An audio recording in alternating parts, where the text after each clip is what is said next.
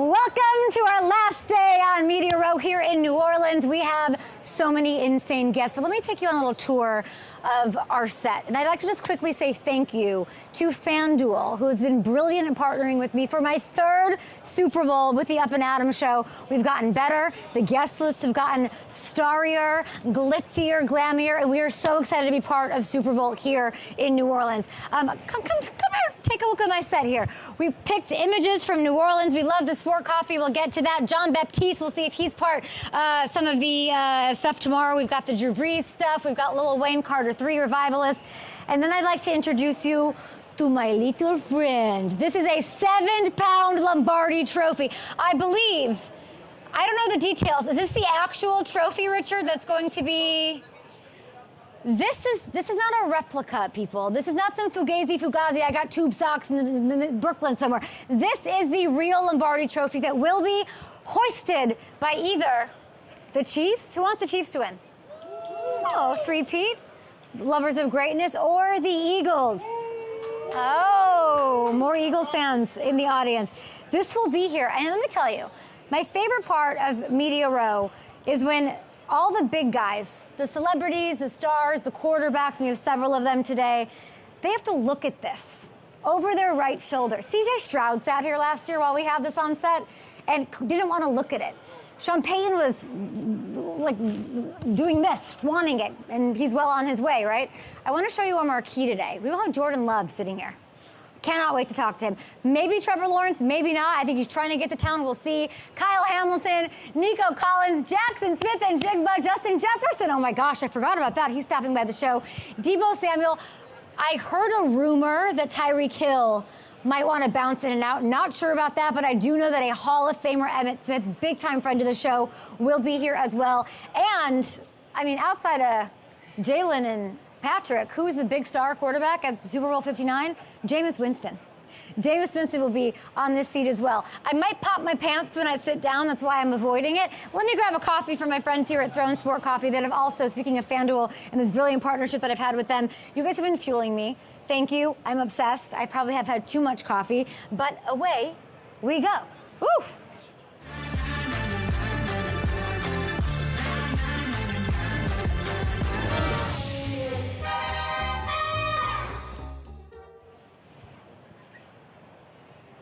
What a week it's been. Let's take a look at this lineup yet again. I'm talking Jordan Love. We'll see if Tyreek Hill pops by. Justin Jefferson, fresh off an NFL honors performance of a lifetime, unforgettable lore of NFL honors. We will talk Emmitt Smith. We'll talk Deebo Samuel. We'll talk A.J. Brown, of course, his buddy, rocking that jersey all week long here on Media Row. Nico Collins is here, so let's do it. Let's welcome in my first guest of the day. There's two amazing wide receivers. Nico Collins is working his way into the conversation, and here he is. Hi, Nico. Hi. I'm so good. Oh, I know. How do you get around that thing? You're good. How you doing? Good to see you. Always. Yes, You're so tall. I always forget it when I see you, and my tallest heels don't do it justice. How are you enjoying your morning here on Friday? I'm loving the it. Super Bowl? I'm loving it so far. Can't complain. Just got out here yesterday, so enjoying it. Yes, ma'am. You're on set. Okay. Here she is. This is the real thing. Oh my God. I This can't is wait. the one that. One day. What does that do to you? It give me, I get anxious about it. You know, I feel like you got to really put the work in to get there. You know what I'm saying? We got so close, but it's there. It's knocking on the door. You've been putting in the work. Yes, ma'am. I know the season didn't end up how you wanted it to. Yeah, it's all good. But there has to be a lot of growth in that. You became the first player in Texans history with 1,000 receiving yards in 12 games or fewer. That's big. That's major. What do you think of that? It's a blessing. It's a blessing. I feel like it's knocking on the surface for me. I got to continue to grow, continue to have fun, you know, playing the game. I feel like my journey is just getting started, having fun with it, and just enjoying life. You're such a young receiver. Yes, You've got, obviously, Jamar Chase is doing his thing, Joe Burrow, they haven't, and, you know, you've got a younger quarterback, all those things are going on. Do you feel like you're treated like the third best wide receiver in the NFL? I do. You do? I don't. You think so? I don't. You don't. I kind of feel like my head just down and I'm working. I don't really pay attention to, you know, who's the best receiver, who's not the best receiver. I feel like for me, like, I just want to get better. I just want to make plays for the team and just, you know, get my family happy, you know, see them happy and see the crowd going. You know, I feel like that's the only thing that gets me, excited about the game of football. I saw you in Kansas City. I just waved to you, but I did get to sit down with you. Yeah. We were weirdly in Cleveland. Remember that? I do. It was so hot. It was training camp. And your size was just like insane. And then I was thinking about the way that you play the game. You are so tough. And you were talking to me about like your running back skills. Yeah. And that's how you play. I want to take you to week 2 against my hometown team, Chicago Bears. You were playing like a man possessed. Okay, you get the personal foul at the end of the first quarter, then you bulldoze your way into the end zone on the next play. What is going on here? I feel like it was just, I was blocking. I had a block for Joe. It was a blocking assignment. I feel like it was the first game, everybody excited, and it was third. I think we was about to score, and we had to punch the ball in, man, and I had a block for Joe, and I ended up getting a flag on me for, I was talking noise to the defender, but after that next play, man, I ended up scoring. I feel like he tried to, knock me off my guard a little bit. He did. Whoa, what was that? Nico. He was talking trash. I'm sorry. That's the running back in you coming out, huh? It was. I had to talk a little bit. The dog had to come out, but we had to score. The game was on the line. It was tension between both sides, and we were just having fun. Is there something that doesn't get enough love? Because I feel like the dog mentality, I'm sure you're Joe Mixon's favorite person on the team, throwing blocks like that. Yeah, what don't you get, and what do you wish I would talk about more? I feel like just me as a person, the type of guy I am. I feel like for me, I'm a level type guy, down to earth. My mindset is always the same. I never change. I'm the same guy in and out, no matter what it is. The highs and the lows, I remain the same. Wild card game. Can we talk about that? Yeah, for sure. Okay, thank you. Because you're such a nice guy, you're smiling. Yes, sure. Okay, I mean, it's against the Chargers. Okay. You set a Texans single game playoff record in receiving yards. You passed DeAndre Hopkins. It's pretty cool. That's You're up there with Andre Johnson. What's your relationship with D-Hop, actually? Obviously he's playing for one of these for the first time. It's amazing, man. It's amazing. D-Hop, he always been that role model for me, him and Andre. I feel like those type of guys you want to, have in your corner to lean on, because the success they had in this league, man, is amazing. Like Andre, he's a Hall of Famer. D-Hop playing for the Super Bowl, so guys like that, man, you always want to study. I've been watching those guys since middle school and always learning, best ways I can improve on my game. And just coming to the Texans, and having them part of the organization, man, it was major for me to come in and just learn from them. He said he wasn't jealous that you passed him up on the list. Did he hit you up at all? Nah, he hasn't. You don't talk. He's very about his business. Yeah, he's focused. For sure. No, I feel like for us, we quiet guys, don't say much and just work. And Andre's quiet too. Yeah, that's what I'm saying. He's same way.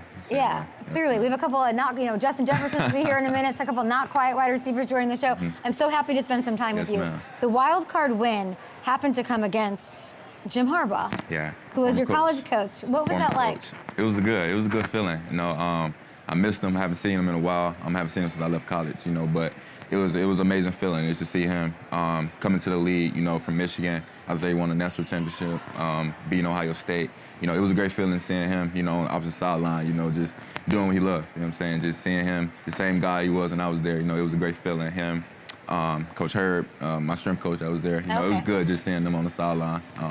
After the game and during the game, it was a good joy. I want to know what he said to you after the game. After the game, he was proud of me, man. He asked about the family, asked about his fam. He's proud of me and things like that. It was good to catch up with him after the game. Usually here on Radio Row, I love, we see all the receivers, we see all the star players. Stephon Diggs is usually here. Where is Stephon Diggs? Why is it so quiet on the Stephon Diggs front? I don't know what Diggs at right now. I'm Nico, not sure. I know you know something. I don't know where Diggs at right now. I don't. We don't know? Don't. Do you think he'll be back next season? I want him to. I hope so. I'd love you to tell me why. Why would you love to have Stephon Diggs back? Because his leadership, his enthusiasm, and the type of energy he brings in the building. Like I said, he was one of those guys like I've been watching forever. You know what I'm saying? And just being on his team and having him in the receiver room and being his teammate is an honor. Just learn from him. Learn the way he thinks, learn the way he go about his game, and just his leadership every day. I feel like ever since he got in the building, man, and his energy is contagious. You know what I'm saying?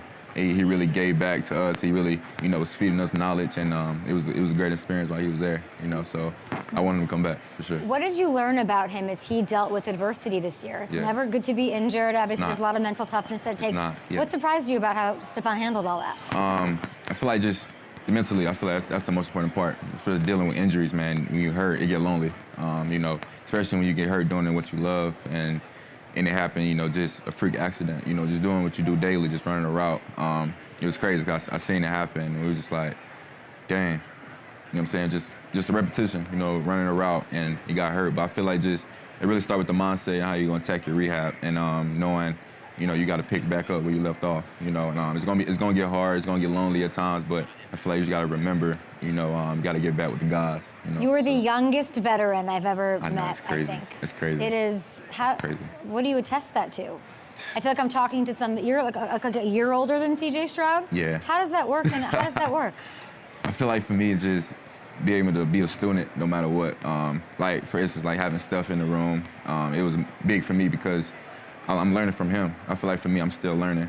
Still finding ways to improve on my game, finding ways to, you know, go about my business and finding ways I can be better. I feel like in order to do that, you have to be a student of the game and, you know, ask guys like Steph and guys that have been around the game and, you know, that's been successful, you know. So I feel like having Steph in the building, man, and having, you know, a lot of older vets. You know, I had Brandon Cooks, Chris Conley, Chris Moore, guys like that, you know. So learning from them while I was there, it really helped me out, you know, till today.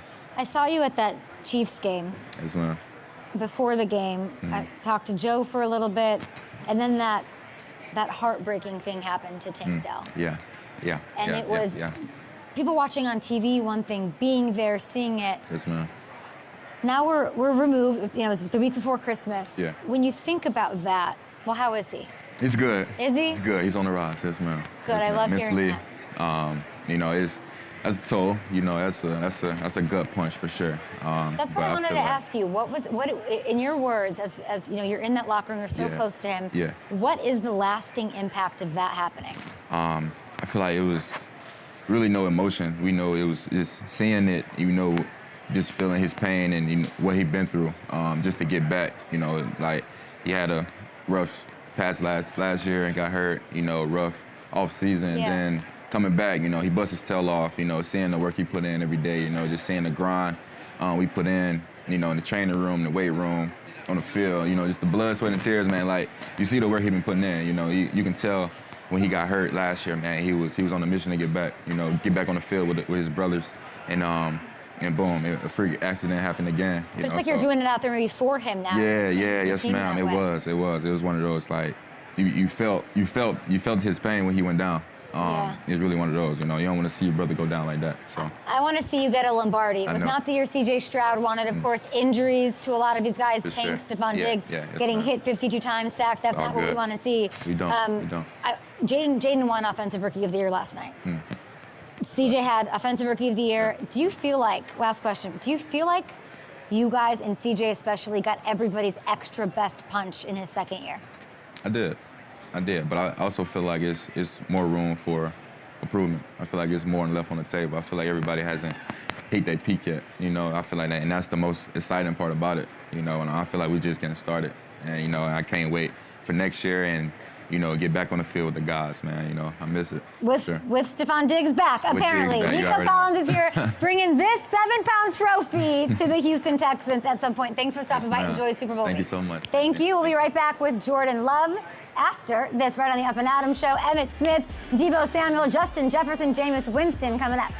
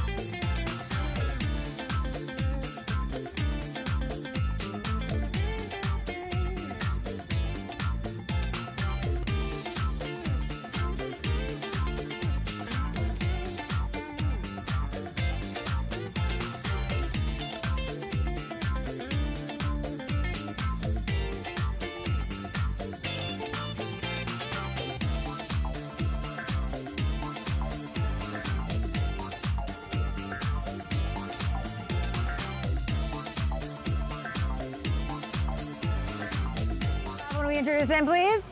My next guest is the most popular man in Green Bay, Wisconsin, home of the 2025 NFL Draft, mind you. 57 touchdown passes the last 2 seasons. Packers quarterback Jordan Love. How you doing? I feel like every time I see you, there's one of these between us. There is, yes. Yes. Do you have any new thoughts for the Lombardi this year? When you see and this is the Lombardi Trophy, not a replica. This will be handed to either Patrick Mahomes or Jalen Hurts. What do you think? I think it looks good. I think, I'm still chasing that for sure. Do you remember seeing me at training camp, and do you remember our handshake? Ooh, I do not remember the handshake. Jordan, you don't remember it? No. Can we see it? I think we might have it. I don't remember it either. Up. Okay, let's try. Oh my God, hold on. Let's try. Hold on, let's see. This, up, down. Yeah, We did it. I don't even think you remember it. No, you told me that you had a special handshake with like everybody on offense, defense. What was that? The running back room. We all got special handshakes. Oh. Yeah. Quarterbacks and running backs. I'm not a running back. I could try to get you a running back. You have one that's been awfully vocal. We have a great running back. Yeah, we have a great running back. Media row.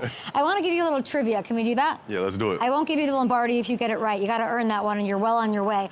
But you did something this year that not even Aaron Rodgers and Brett Favre did. Do you know? I do not. You led the Packers to the playoffs in your first 2 seasons as the starter. They never did that, Jordan. I like that. Do you like that? I like that, yes. It's quite incredible. Last year was all about momentum going into the playoffs. This year it wasn't quite the same. 5 years from now, how will you define and remember your 2024 season? That's a good question. I think we'll remember, obviously, like you said, we had so many goals coming in the season. Like you said, chasing this bad boy right here. Obviously, the division, trying to win the division. And a lot of things we fell short of a lot of those goals and expectations we had. So, I think we did some good things. I think it was, like I've said before, an inconsistent year. And like I said, we fell short of our goals. So it's nothing really too memorable that we'll be remembering. But I know the season we get one of these bad boys, that's the one I'm going to remember. Was this a year of growth for you? It was growth, yeah. I think every year is a year of growth. Yeah, what was this, like if you were to have to label it into a bucket, what was this year's like growth for Jordan Love? Well, I think you look at this year, me battling through injury. So having that adversity that, I'm trying to fight through. Several injuries, yes. So it was a lot of that and a lot of just, fighting through, getting my mind right for the game and trying to fight through some pain and things like that. And like I said before, it was an inconsistent year, so there was a lot more adversity throughout the course of the season that we just had it was highs and lows. So rocky season that, I learned a lot of lessons on. I love that. I will tell you, from my perspective, I probably interviewed 60 players this week. George Kittle was just here yesterday. I was taking him through one of his best catches, right? He had this crazy catch week 4 over 3 New England defenders, and he goes, yeah, I cracked 7 ribs on that play. Media Row has become a place where people finally admit how hurt that they were. I know you had an MCL. I know you had a groin. What did you really have to stick through? Tell me. Yeah, so obviously, like you said, week 1, MCL. So that was the big one that I was battling, missed 2 games with it, came back early and was fighting through that. And it was a tough injury, one that, it limits you a little bit in what you can do mobility-wise. And then a couple weeks after that, ended up straining my groin because of the knee. And so that whole thing just kind of put a damper on things and something that you're every week, every day in the facility, you're doing the rehab, trying to fight through and just trying to get ready for the game. So a lot of your mindset goes to just trying to get your body right for it. But it's tough. You're not 100%, but we all know no one's ever 100% NFL. So. I remember talking to you at training camp. I was trying to get you to pick a number 1 wide receiver. It was the biggest question. Go, who's the number 1? And you were distributing the ball very evenly on all of my questions. It's a choice to not operate with a defined number 1. Did it work?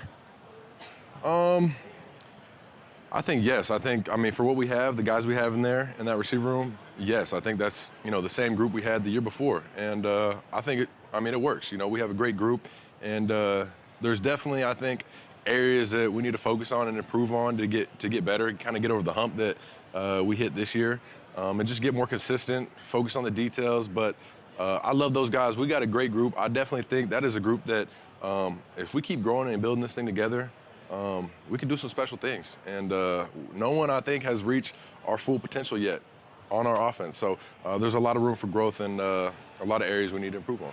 It's a young group. You, the receivers, I mean, Josh Jacobs, of course, some of the running backs are a little more tenured. Would you welcome some veteran presence in that room? Definitely.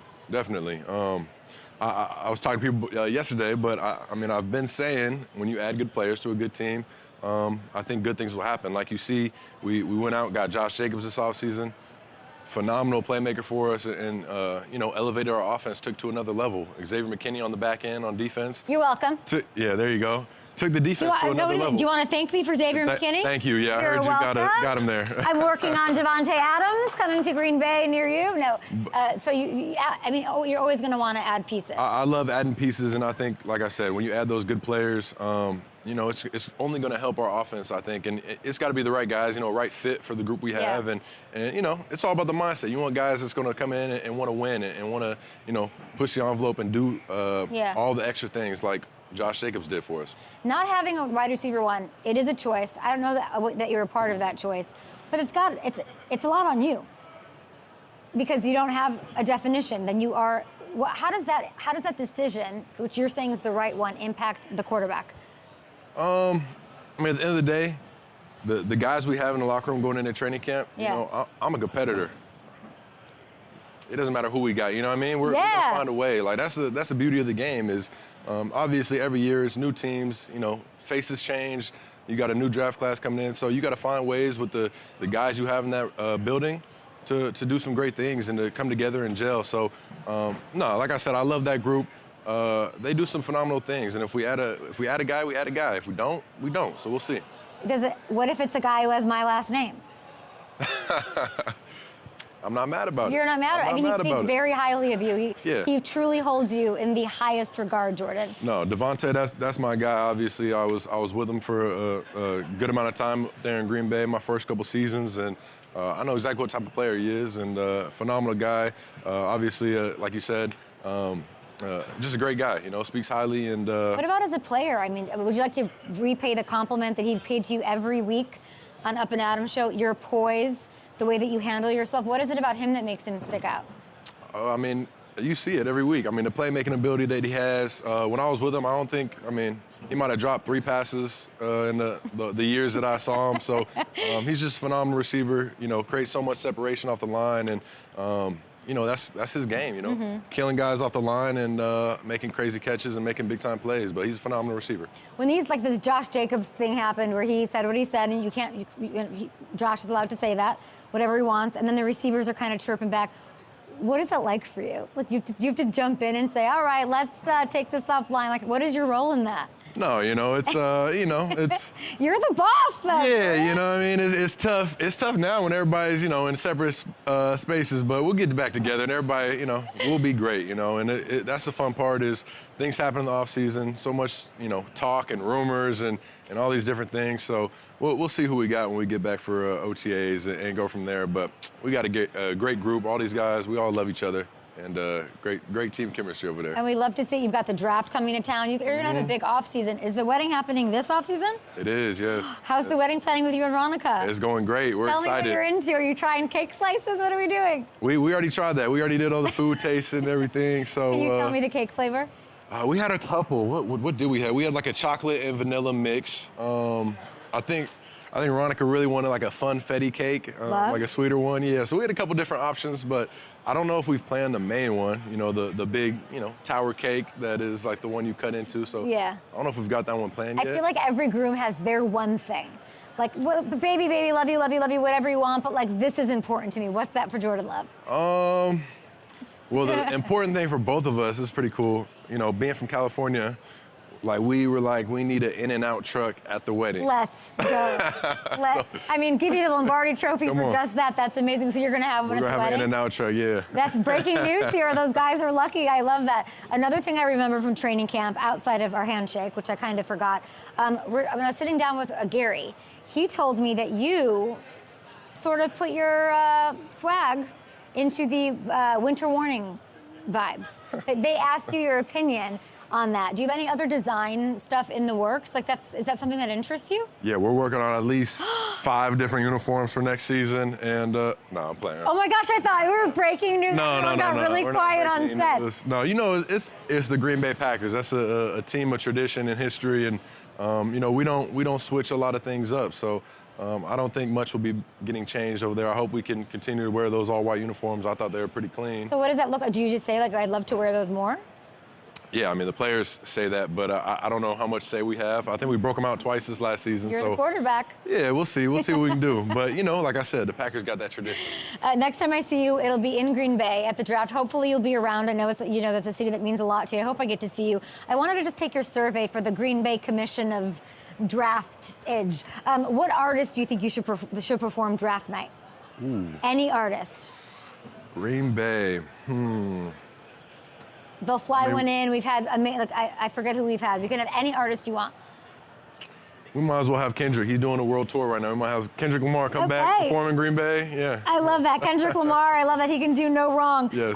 Who should announce the Packers' second-round pick? So Goodell does the first, then who do you think is the Packers' second-round pick announcer? On the team or what? No, it can be it could be probably something with Wisconsin, though. We should have AJ Dillon do it. That's a fan favorite out there in Wisconsin. Yeah, really? I love AJ Dillon on the favorite show. out there. Who do you think that pick should be? You're in the 20s, I think, somewhere. I don't know exactly. Second round pick, you said? No, or second pick. Who should be the first round pick? Who should be the first round pick? Oh, it's a great question. Let's see. Jordan. I mean, knowing the Green Bay Packers, I think we're going to go defense, and we'll see. Maybe we'll draft.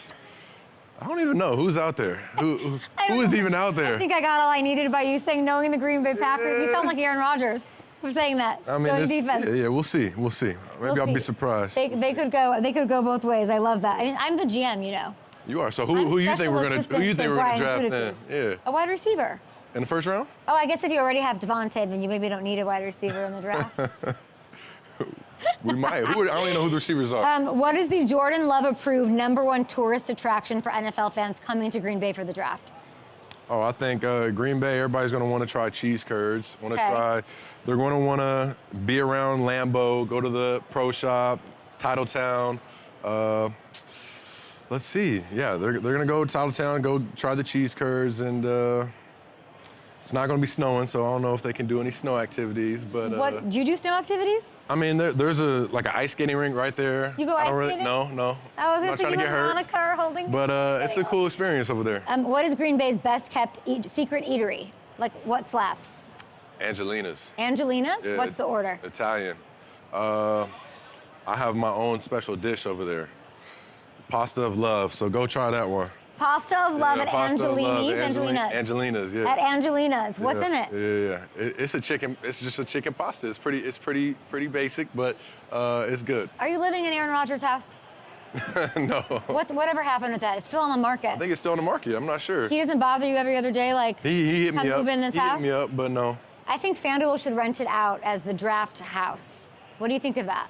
I don't know. Or Airbnb, Aaron Rodgers, can we move in for the week? What do you think? We'll see. Ask him what he's charging for it. Ask him, what do you think? It's pretty expensive. I think everything's pretty expensive out there. You got a wedding. You got an truck to pay for. Jordan Love, we appreciate it. Yeah. Look at this trophy, and you tell me Green Bay will host this once again, as it is called the Lombardi Trophy, if what? If what?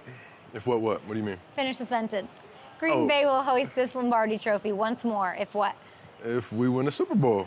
I mean, hey, when we get back. And we'll be back on Up and Adams with a very smiley Jordan Love who appears healthy. Yes. And is going to have one ring on his finger maybe by the next time we talk to him. We'll be right back with Kyle Hamilton coming up, Jameis Winston joining the show, and Jackson Smith and Jigba's here.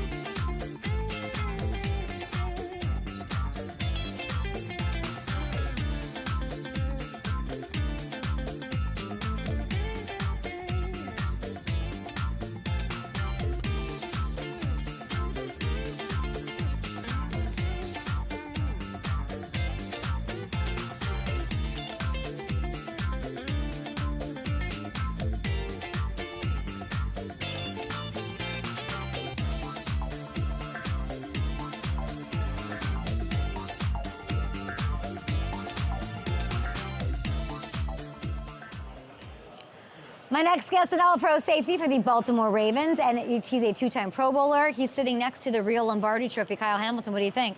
I would want to actually lift that one day. I'm not going to touch it until we win it. What is it about players and not wanting to touch it? Because I got to tell you, Nico Collins just put his thumbprint on it. I can see it. It's, Where is it? Is this dented? Oh, I don't know. They grown? No, I think it's actually made of football this week, and you like hammer it down. It's okay, why don't you want to touch it? It's bad juju. Why? It's just, it's kind of like seeing your bride in her wedding dress before the day. That's a perfect way to describe it. I didn't even think about it. So maybe I shouldn't even look at it. You don't even like that it's here? Yeah. I think maybe we should not have the Lombardi Trophy on set, though, if it makes players uncomfortable. I hate that. We're here in New Orleans. What do you make of your Super Bowl 59 experience so far? It's been good. There's a ton of media here. Obviously, I wish we were playing in the game, but it's still cool being out here and, everybody's kind of hustling and bustling. It's good to be a part of it. Where are you in your process of what, can I describe it as like heartbreak? Where are you in that? Yeah, No, actually I don't talking mean about it jokingly, but it's like a... I was talking about it yesterday. I was like 5 stages of grief. 1 is it denial? 2 is acceptance.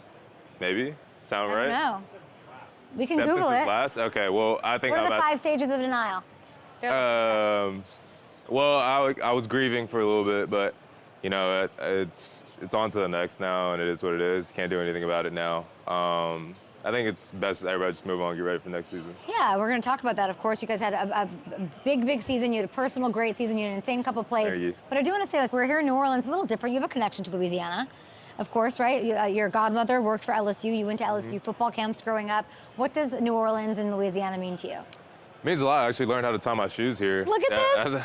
At that game. I don't know if I was This photo has gotten a lot of play, Kyle. Yeah. A lot of play. Playing against Notre Dame, too. Small world. Yeah, I was in the hotel about to go to this game. Jamarcus Russell was quarterback. I was 5 years old. Learned how to tie my shoes, double bunny ears, did the whole thing. Was tying them all day. Yeah, it was a good day. Big day for me. 5 stages of grief. Do we have them? Okay. Denial, anger, bargaining, depression, acceptance. Where's Kyle Hamilton? I think I've been through all of those multiple times. So we're done. Yeah, no, I'm done. I'm done grieving. We're on to the next. Yeah, we're moving on. Can I show you one of my favorite plays from this past season? Yeah. Can we look back a little bit? Yep. Let's go Christmas Day, your Ravens taking on the Texans, the diving interception. Talk me through this, Kyle. Well, this is my first pick all year because I'm a bum. And I kind of spun around. I saw CJ kind of point and tell the receiver to go that way, so I was like, I'm going to go that way too. And luckily, he threw it, and I dove, and I hadn't got a pick all year, so I was like, wait, what do I do? It's been a while since I had the ball in my hands, and luckily, I just got tagged down so I didn't embarrass myself. But You're not a bum. win. You know you're not a bum, right? I hold myself to a high standard. What would be a non-bum level interception number for Kyle Hamilton? A non-bum level interception, probably the one where I tipped it to myself against the Browns last year. I don't know if you remember. I picked the wrong one, but I didn't want to go back a whole year. Right? Yeah, right. That if we skip the whole year, total interceptions, what would you be happy with? What would you be like, yeah? Like a number? Total. 7. 7. 7. That's Seven's crazy. a good number. 7's a crazy number. Like Kirby Joseph had a crazy year. 7's pretty good. Yeah, Kirby. I mean, yeah. Unbelievable year. Yeah, his ball skills and he's been doing that since he got in the league. So yeah. Shout out to Kirby. He says he just manifests it. He visualizes it. He studies. Do you do the same thing or no? Nah, I just kind of just let it happen. I feel like Kirby kind of just maybe that's my problem. I'm not assertive enough. He's making it happen. You think you have a problem? Nobody's perfect. Do you want to lay on the couch and do a therapy session? Maybe we're back in the. You finished your 3rd year in the league. You have a 2nd team All-Pro nod, career highs in tackles, a couple forced fumbles, a fumble recovery. Huh? Still got work to do. What are you most proud of personally from this year? From this year? Yeah. I think as a defense, as a team, honestly, we kind of went through the fire this year. Started 0-2. Everybody's saying we're not good. The defense is playing really bad, and I think everybody kind of had their little come to Jesus moment, and we turned it around. I think that's something to be proud of. Obviously, it didn't end how we wanted it to, but at the end of the day, we can look back on it and show that we were resilient and take that into next year. What was the come to Jesus moment? If you had to put it in a frame that's on my set, what does that moment look like in this season where you guys came together and turned it around? I love that album. But Great cover. yeah, probably just a picture of like Jamar and Joe Burrow from our week. I don't know what it was, week 10 game.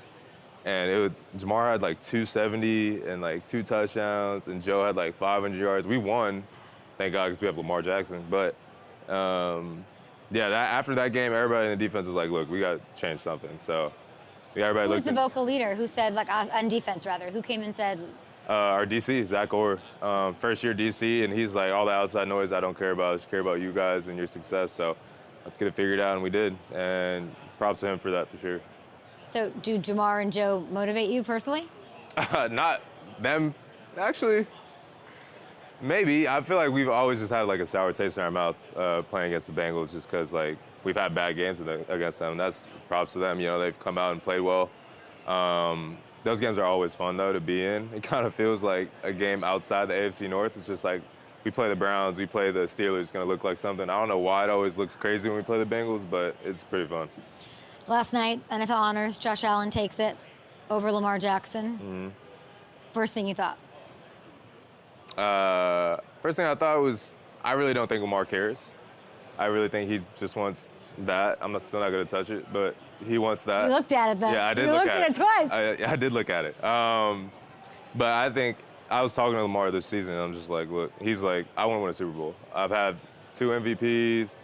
He has a Heisman.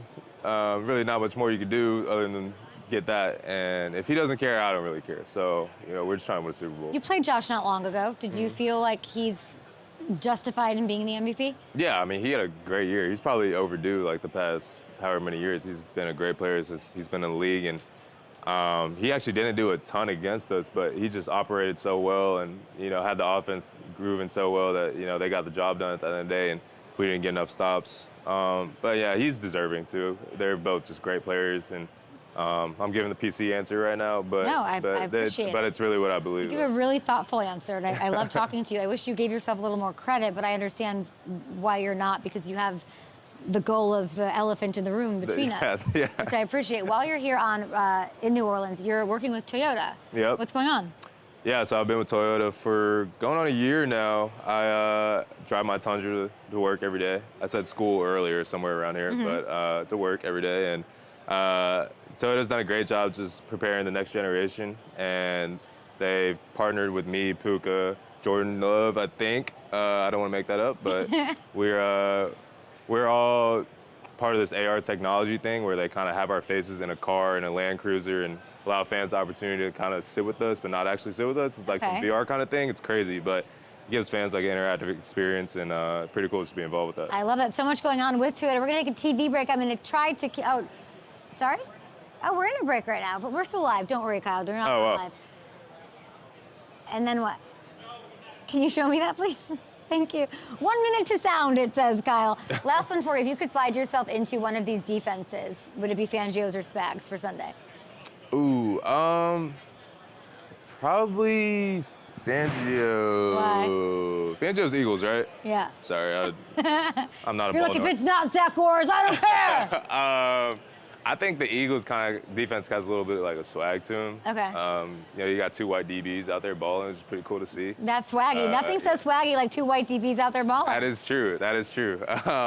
They do a little celebration they have. It's pretty cool. So I think their defense has a pretty good swag. I love that. We have like 20 seconds left. I'm going to say thank you and everything you're doing with Toyota. Everybody go check it out here in New Orleans or wherever you might be taking in the big game. What are you getting a degree in? Marketing.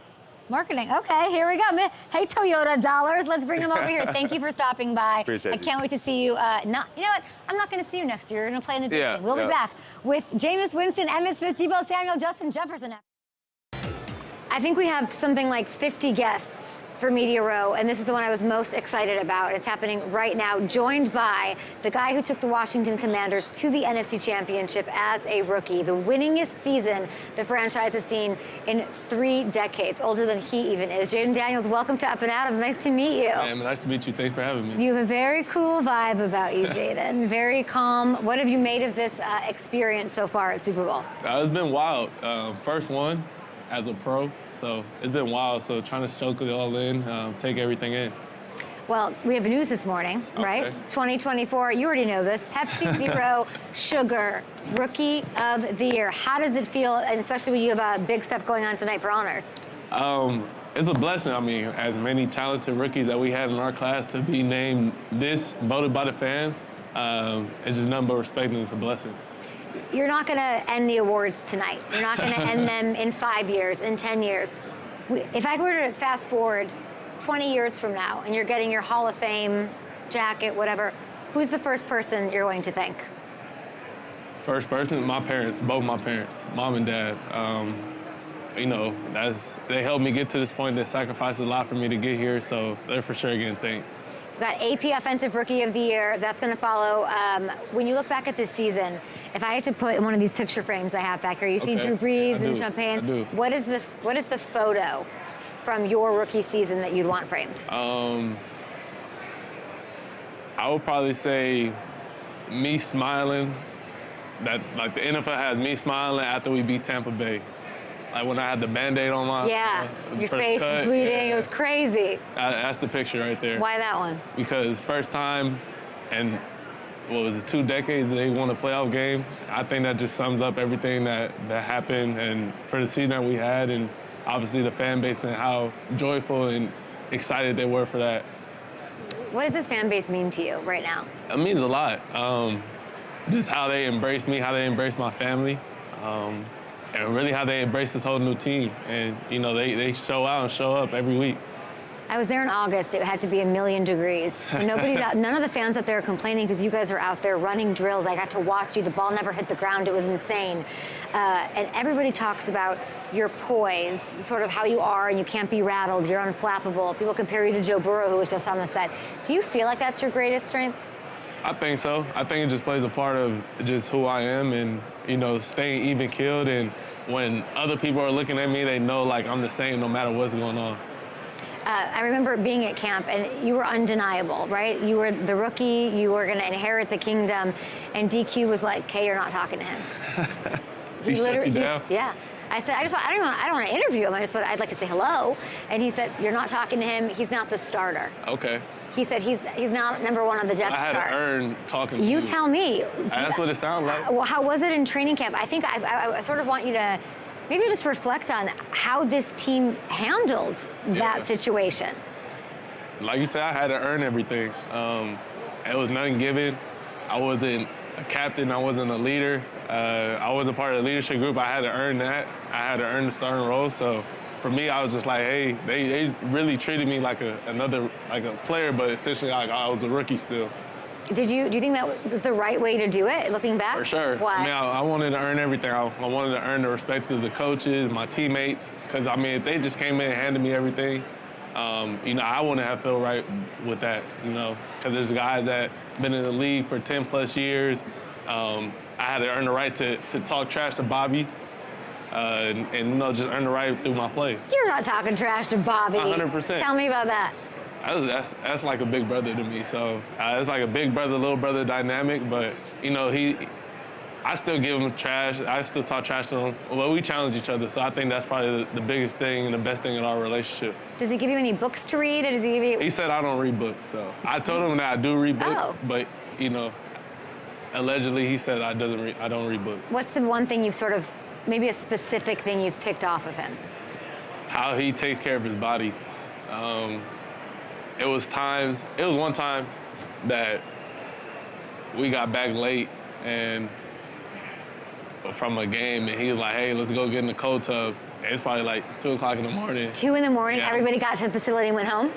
Nah, people went home from the airport, stuff like that, get back to the facility, you go home, and he was like, hey, nah, let's get in the tub. So that's probably the biggest thing where it's like, okay, that's how he takes care of his body, that's how he goes from moving forward and starting his week off right. So he's bringing that to the table. Everybody's bringing something. You're bringing virtual reality. Yeah. Now, I know nothing about this. Explain to me what it was like bringing that to Cliff Kingsbury. It's crazy. It's like a video game. Okay, really?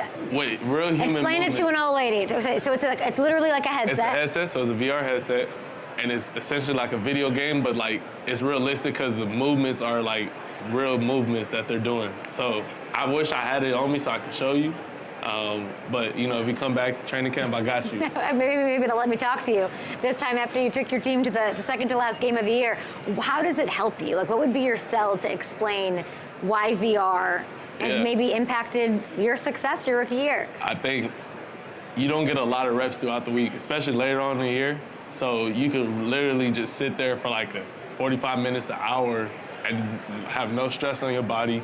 As you go out there, you're just flicking your wrist, throwing the ball to the receiver. It's visualizing too? Like it puts you in that... It puts you in the stadium, like the stadium you're gonna be in, that you're gonna play in. It has literally like the play clocks. Like everything is exactly like to a T of how the stadium is gonna be. So like by the time you get on Sundays to the stadium, you're already familiar with like your surroundings. What quarterbacks are asking you about it? Not really. I think we'll have some more conversations. Jayden, that's not true. Like nobody really asked me. Really? I feel like that's going to be all anybody does in the offseason to get ready. Has there ever been a play that you ran on the VR that worked out exactly how you thought it would be? Like even back to college, like I remember it was like there was a play versus this coverage, and it was like I seen this before, and it was like the exact same thing I threw in the VR. Did you hear what Myles Garrett said about you yesterday, Jayden? Did not. You didn't? Oh, Mina Kimes, I believe, asked Myles hey, Mina, we love you. She asked Myles Garrett yesterday if playing with you would be appealing to him, and his answer was, quote, absolutely. What do you think about that? I mean, for one of the best defensive players in the league, I mean, it's just nothing but respect, and it's a good feeling when your peers respect you like that. When's the last time you two talked? Probably the game. We haven't talked no time soon. What was said? Just respect. He was like, you respect my game. I respect his game and what he's done and what he brings, and just stay healthy and stuff like that. I mean, I sit with Devontae Adams. He comes on my show every week. He wanted you with the Raiders. You're now this recruiting tool where all these free agents, these draft guys are going to want to be taken by the Commanders. You've been part of this evolutionary shift for the team, for the city, and all of that. You have Tom Brady and Mahomes. Micah Parsons just said he looks up to you. Like that. Did you hear him say that? No, he did not say that. He did. No, he did. Did he not say that? No, he didn't. Micah Parsons said, "I look up to him." What does that feel like? It's a good feeling. I mean, just like you said, being so young but having the respect of your peers, that's all you can ask for. How do you do it? I don't know. How do you do it? I'm just myself. You've always been this guy, this special guy that Dan Quinn decided isn't the starter back in August. Wild. If you could tell Mahomes one thing about facing this Eagles defense, what would you tell him? I mean, that's tough. He faced them before. He won many Super Bowls. I don't know how much I could tell him, but obviously you just don't have negative plays on first and second down. Hey, go be you, and that's more than enough for him.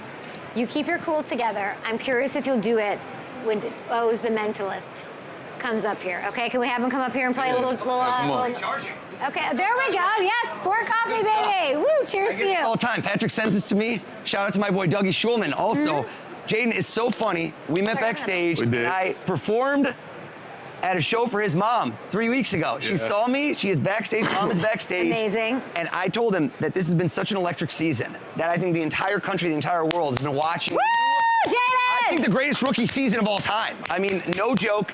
And I think so much of that is what you said, the mental game. Okay. It is. It's staying grounded. And so here's my challenge to you, is if I were to say to go back in time, okay, you know what, don't even get your phone. I would say get your phone, but I'm going to do it right now.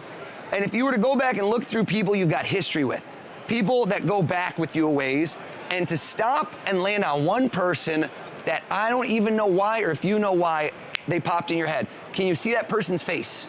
Yes.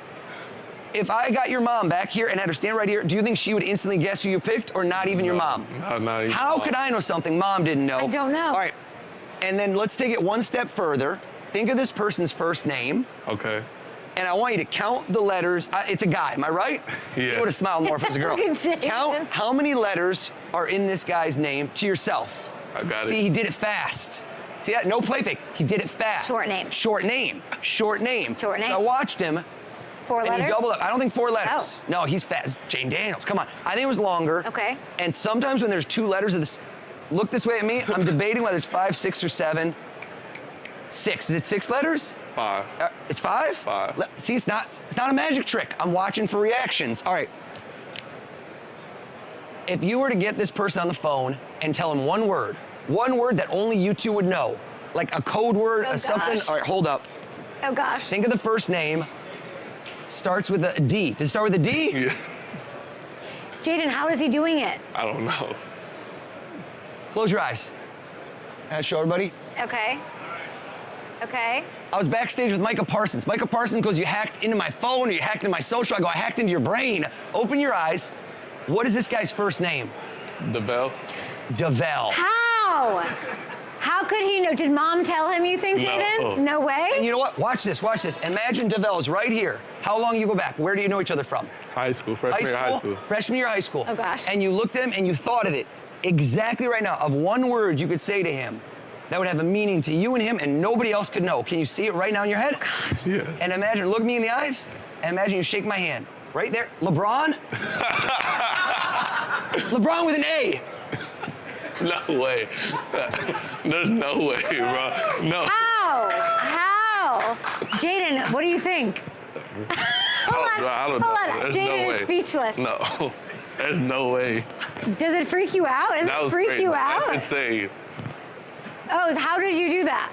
DeVell's right there. No, I'm totally. They're like, DeVell, how you been? Nah, there's no way. That was unbelievable. I mean, Bring that there back. you go. You gotta show that one. There you go. Show it to the camera. That's crazy. Develop LeBron That's with the my play. Hail Mary right there. That's my equivalent of my Hail Mary right there. That's- I mean, I can't believe we didn't even talk about that. Well, you just like, when you reflect and sit and think about that play, I think that was the moment the entire city realized this was not just a flash in the pan, a growing year. Like, you exercise an entire city on one play.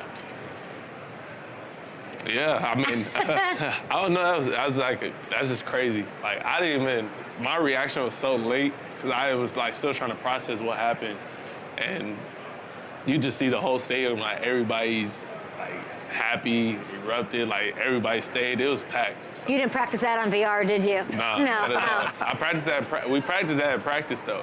Like, Yeah? like DQ has us like practice different situations. I never throw the Hail Mary in practice because they don't want me to throw it, but we practice situations like that. And it worked out. I mean, practice makes perfect. I don't know how much practice you I've take watched to that do. about 100 times, that video. Yeah, to do what you do. Really quickly, can we just address the Kevin Durant of this all? Kevin Durant, basketball, one-on-one. I know that you think you have skills, Bobby Wagner. Look. I'm not beating KD. That's insane to say. But is there, have you ever I'm beating played Bobby him? Wagner. You'd beat Bobby Wagner. Not, I thought, didn't Bobby tell us Kevin Durant? There was something, I can't remember what it was now. Yeah, that's Oh. what KD said. I'm the KD of the NFL. But I'm not beating, that's insane. No, I'm not beating KD in basketball. I'm beating Bobby Wagner. You're beating Bobby Wagner. Have you beat Bobby Wagner? We have not played Okay, yet. hold on. Who said he could score on him? They're telling me in my ear, and I'm having fact checks. Who? You said you could score on KD. Is that true? I think I could get a bucket on him. One. You I can't- don't think, I'm not going to beat him, but I think I could get a bucket on him. You can get a bucket on Kevin Durant. Okay, there it is. The gauntlet has been thrown.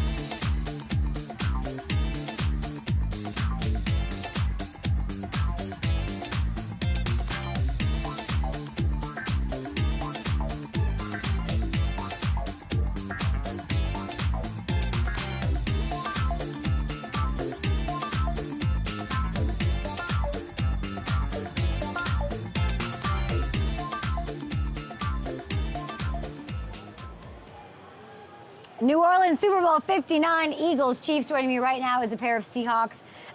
Best buddies, I think now, from the 2023 first round. I met you both in Kansas City. I believe I helped introduce Jackson Smith and Jigba to Devin Witherspoon on my set in front of a fountain before you even knew where you guys would be going. How are you? I'm doing all right. You're doing all right. Blessed. Are you guys enjoying the bounty situation? Are you enjoying Media Row? What's it like?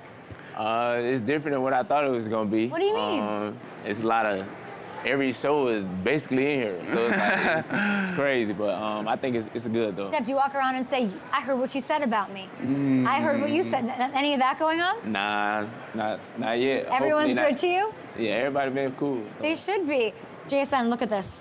Beautiful. This is the actual Lombardi Trophy that was given to one of the teams. This is the actual real thing. What do you think? It's beautiful. It's not mine, so it's not as beautiful, but it looks good right there. What would it mean to you guys to get to hoist this and touch this one day? It's 7 pounds.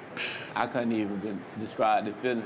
I just can't wait to when it's my turn. Have you visualized it? How much thought do you put into that moment? Put a lot of thought to it. That's the reason why we can work hard in the off season. You know what I'm saying? That's the reason why teams trade and try to sign different people. You know, to be the best team, so we go out there and win that trophy one day. Was your rookie season fast as a flash, or did it go slower than you guys thought? It went by pretty fast because we were busy majority of the year. Yeah. So it went by pretty quick. I'd say you were busy. You also, I know you guys are supposed to be friends, bounty, wings, best pals, wingmen. But I want, Dev, I'd like you to roast Jax on this hype from Pro Bowl. This time. I'd like you to, what had happened here was what, Dev? Oh my God. Oh, they doing you dirty. That is crazy work. Okay, so I know my play coming up soon. Then I ain't That's a good wingman thing to say. What would you like to say? What happened here, JSN? Man, I just forgot I was at the Pro Bowl. I forgot I was playing with other Pro Bowlers. You know, haven't played quarterback since elementary school, and it's not what I expected. You should have just lobbed past that. You got lobbed past. I should have. You know what I'm saying? Yeah, there's a lot of things I should have done right there. You guys have been living it up. I'm so happy that you guys are here. Looking back at your rookie seasons, you keep saying, "Oh, I'm surprised. I wasn't expected." What is one thing that each of you did not expect to happen in your rookie season? A way you felt, a moment. And that pick versus the Giants, I didn't think that was. That was lit. 97 was OD. Yeah. And it was my first pick of my career, so I didn't think it was gonna go like that. Unforgettable? Unforgettable though.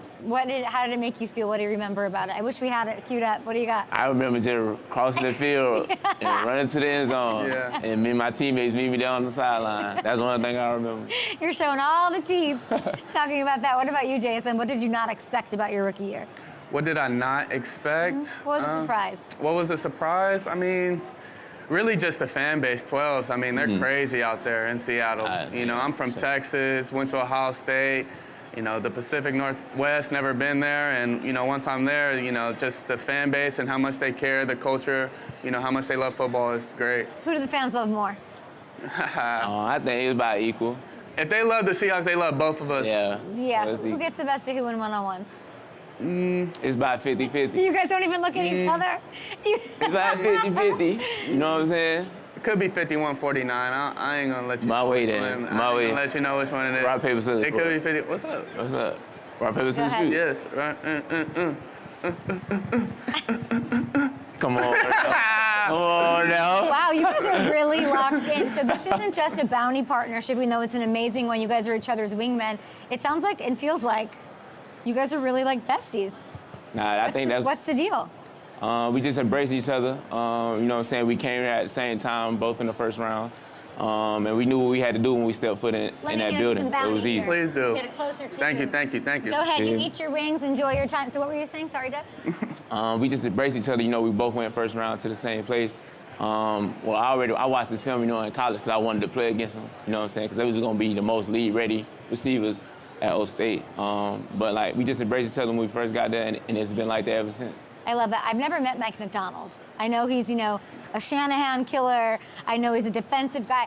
If you were to prep me, if I could have a bounty jacket and be one of your friends and say, this is exactly what you need to do to make a great first impression on Mike McDonald, what would you have me bring him? What would you have me say? I have you be yourself. Sorry? I have you be yourself. Be myself? Perfect. That's just the easiest thing about it. He allow you to be yourself. Yeah, And if he I had to bring embraced him a diversity. gift, JSN, what would I have to, what If you brought Coach Mike McDonald, if I want the ball, gift, if I'm like, here, yeah, what's like a perfect gift for him? maybe like some like golf clubs. Maybe I know he went to the Masters. He likes the golf or something like that. But or maybe Jeff's like, nah. maybe a report sheet of the LA Rams or There something you go. like that. Yeah, There you he would go. love that. There you go. That's not. Is that what you were thinking? He would love Give that. him a scouting Give him some report. pointers. So it sounds like he's an easy-going guy. He's accepting, and you can be yourself around him. How important is that, Dev? That's easy. It makes the culture around us easy. It's a player-based coach, and it just makes it easier for play for him. You know what I'm saying? Because we all rock him because he always for the players, so it's easy. I talked to Gino earlier this year, and I told him he's just the toughest player. My favorite thing about, and he doesn't get enough love for like how tough he plays the game. What is each of your favorite thing about Geno Smith? Like one quality, kind of like what I'm saying. He never let nothing waver him, or move him off his path. Like regardless if anything happened, I mean that's just a game of football, and he always moves on to the next play. So like his perseverance is it's one of a kind. I think what you said was perfect. I mean, he's just tough as nails, and he's been through a lot. So like Spoon said, he doesn't get up, doesn't get down, and he's just able. For me, he's a great source for me to just ask any questions, and I know he's going to be there for me, and I know he wants the best for me and a lot of players in that locker room. So it's great to have a leader and a captain like that. Jason, how old are you? I'm 22. 22 is a little young to be a veteran in that receiver room. Yeah, I know. Mike McDonald said it in front of the whole team, so I'm a vet now, and that's what it is. That sounds crazy, don't it? I know. What was the context to that? When did he say that? He said it in the team meeting room, and it made me smile inside. End of the season or when? When During did you the earn season. that? What did you do? Yeah, I feel like handling business. That's all you gotta do. I feel like I'll be in Seattle for a long time, and you never know though. But I feel like I'm gonna be in Seattle for a long time, and when it's my time to lead, and I'm gonna lead, and What kind of leader is he? I think we lead more by example, you know what I'm saying, than really didn't talk about it. It's like anybody can say it, but to actually go out there and do it, I think that just means more, because now they know exactly what we get into when we out there on the field. They can trust us. So. When you watch him, what does he do better than anybody? Man, I love that I get to talk to him. his effort is unmatched. All the years I've been playing, watching, I've never had a teammate that, that plays with more effort and intelligence. And with that combination, that's why I think, makes him the best player, that I've played with. It's quite a good bounty wingman, Dev. You feel me? That's why we here together. That's why you guys are here together. What if you wake up, and this is a crazy business. You guys are learning it. You have been doing it a long time, of course. What if you wake up and Tyler Lockett and DK Metcalf are no longer Seahawks? Man, that would hurt.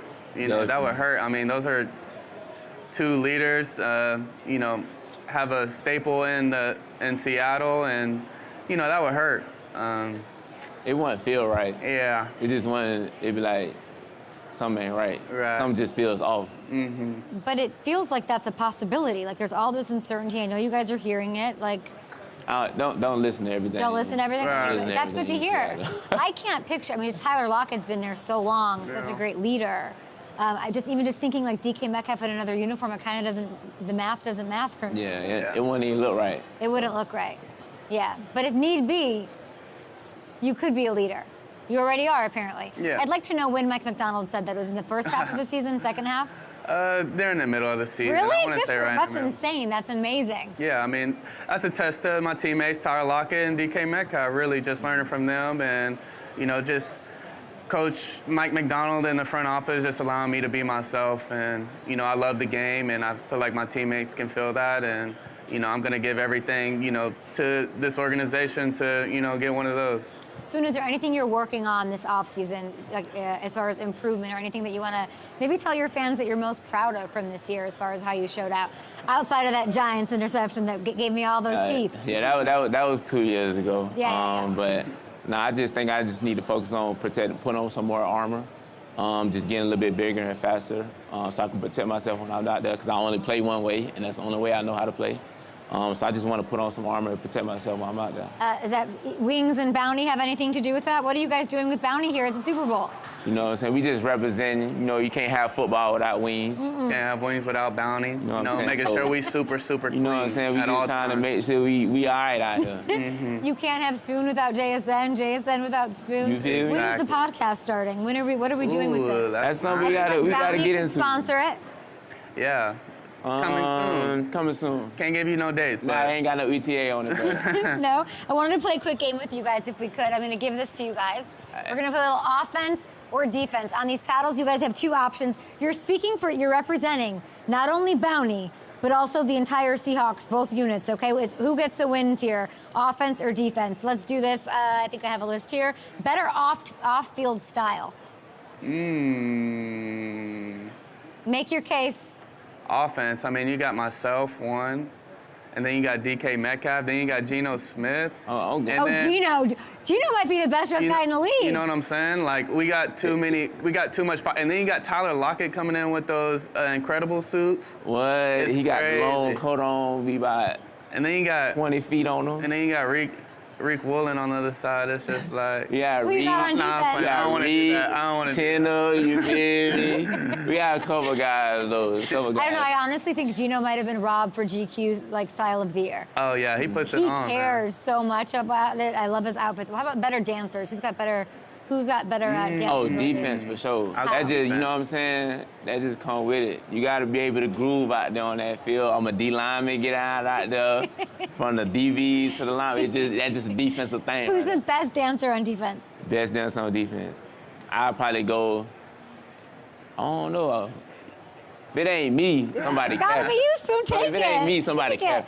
capping. What does the offense got? Celebrations? Come on. Oh man, yeah. Once I would say defense, but once you know Tyler gets back on the choreography and we're dancing in the end zone, it's gonna go back to offense. But Yeah, you I gotta show us. Tune in next season. Who gets recognized more in public, offense or defense? I'm gonna go off. Yeah. Always. What is that? Does that motivate you, or you like eye roll? Nah, I prefer not to be You like noticed it? in public. Why is that? Because I need to go out and do regular things on the regular, and I don't need everybody to yell that that's me. You don't want to be at the grocery buying bounty and having people know what I'm saying? recognize you, asking you for autographs. go in there. Who has better song choices on the aux? I think it's more just diverse. Like, Okay. it's whatever you want to listen to. Go ahead. Who has the worst musical taste on the team, you guys? Worst musical I ain't taste. gonna lie, defense be jamming out there. Yeah. I ain't gonna lie, I'm gonna have to go. Offense got the worst. I'm gonna just say, I don't know why I'm gonna say this guy. I'm gonna just say Abe Lucas. Just Okay, like, I don't know why? what he listens to though. I just want to shout him out and All right, shout out say to what's Abe. up. And sorry, this is a bad shout out, but what's up, Abe? Yeah, I would say Abe Lucas. And better chance to win like a competition, like a America's Got Talent kind of vibe. Which unit? Which unit has non-football talent in Receipt. spades? Go on, make your case. I mean, it ain't nothing the defense really can't do. You know what I'm saying? Like, from playing cards to running on the field, dancing, whatever you want to do. Like, we just do it all. JSN. I mean, they could do it, but we do it on the offensive side. You got DK Metcalf. Yeah. Spade Yeah. can do it all. Yeah. He can cook. He can, he can do whatever. Spade game. We got Tyler Lockett. He's a great golfer. Best. Geno, he can do it all. I mean, if there was a competition in eating candy, you could have DK Metcalf out Exactly. there. Yeah, I don't Exactly. think nobody He gonna would try to crush tell me. that. We have Deebo backstage. Is it like the rivalry that real? I'm just curious. Oh yeah. Nah, I mean, it is. me, it is. What is it like when you guys really. see We don't like Deebo Samuel. I mean, it ain't nothing to it. It's just when we Let's see each Deebo other on out. the field, Let's Deebo. it get like that. What do you mean you don't like Deebo? I don't like Deebo Samuel. Why? Nah. Where's Deebo? Where is Deebo? Nah, but Deebo, are you back there? Okay, I think we're gonna let you guys go. I think he's getting mic'd right now. Enjoy bounty. By the way, everybody, you cannot have football without wings, and you cannot have wings without bounty. There you go. Yeah. All right, you learn Perfect. quick. I You learn got quick. you. Okay, checks for these two gentlemen, JSN and Devin Witherspoon with the Seahawks. We will see you guys in a little bit with Deebo. I don't want some sort of a Springer situation, so we'll be right back. All right, amazing.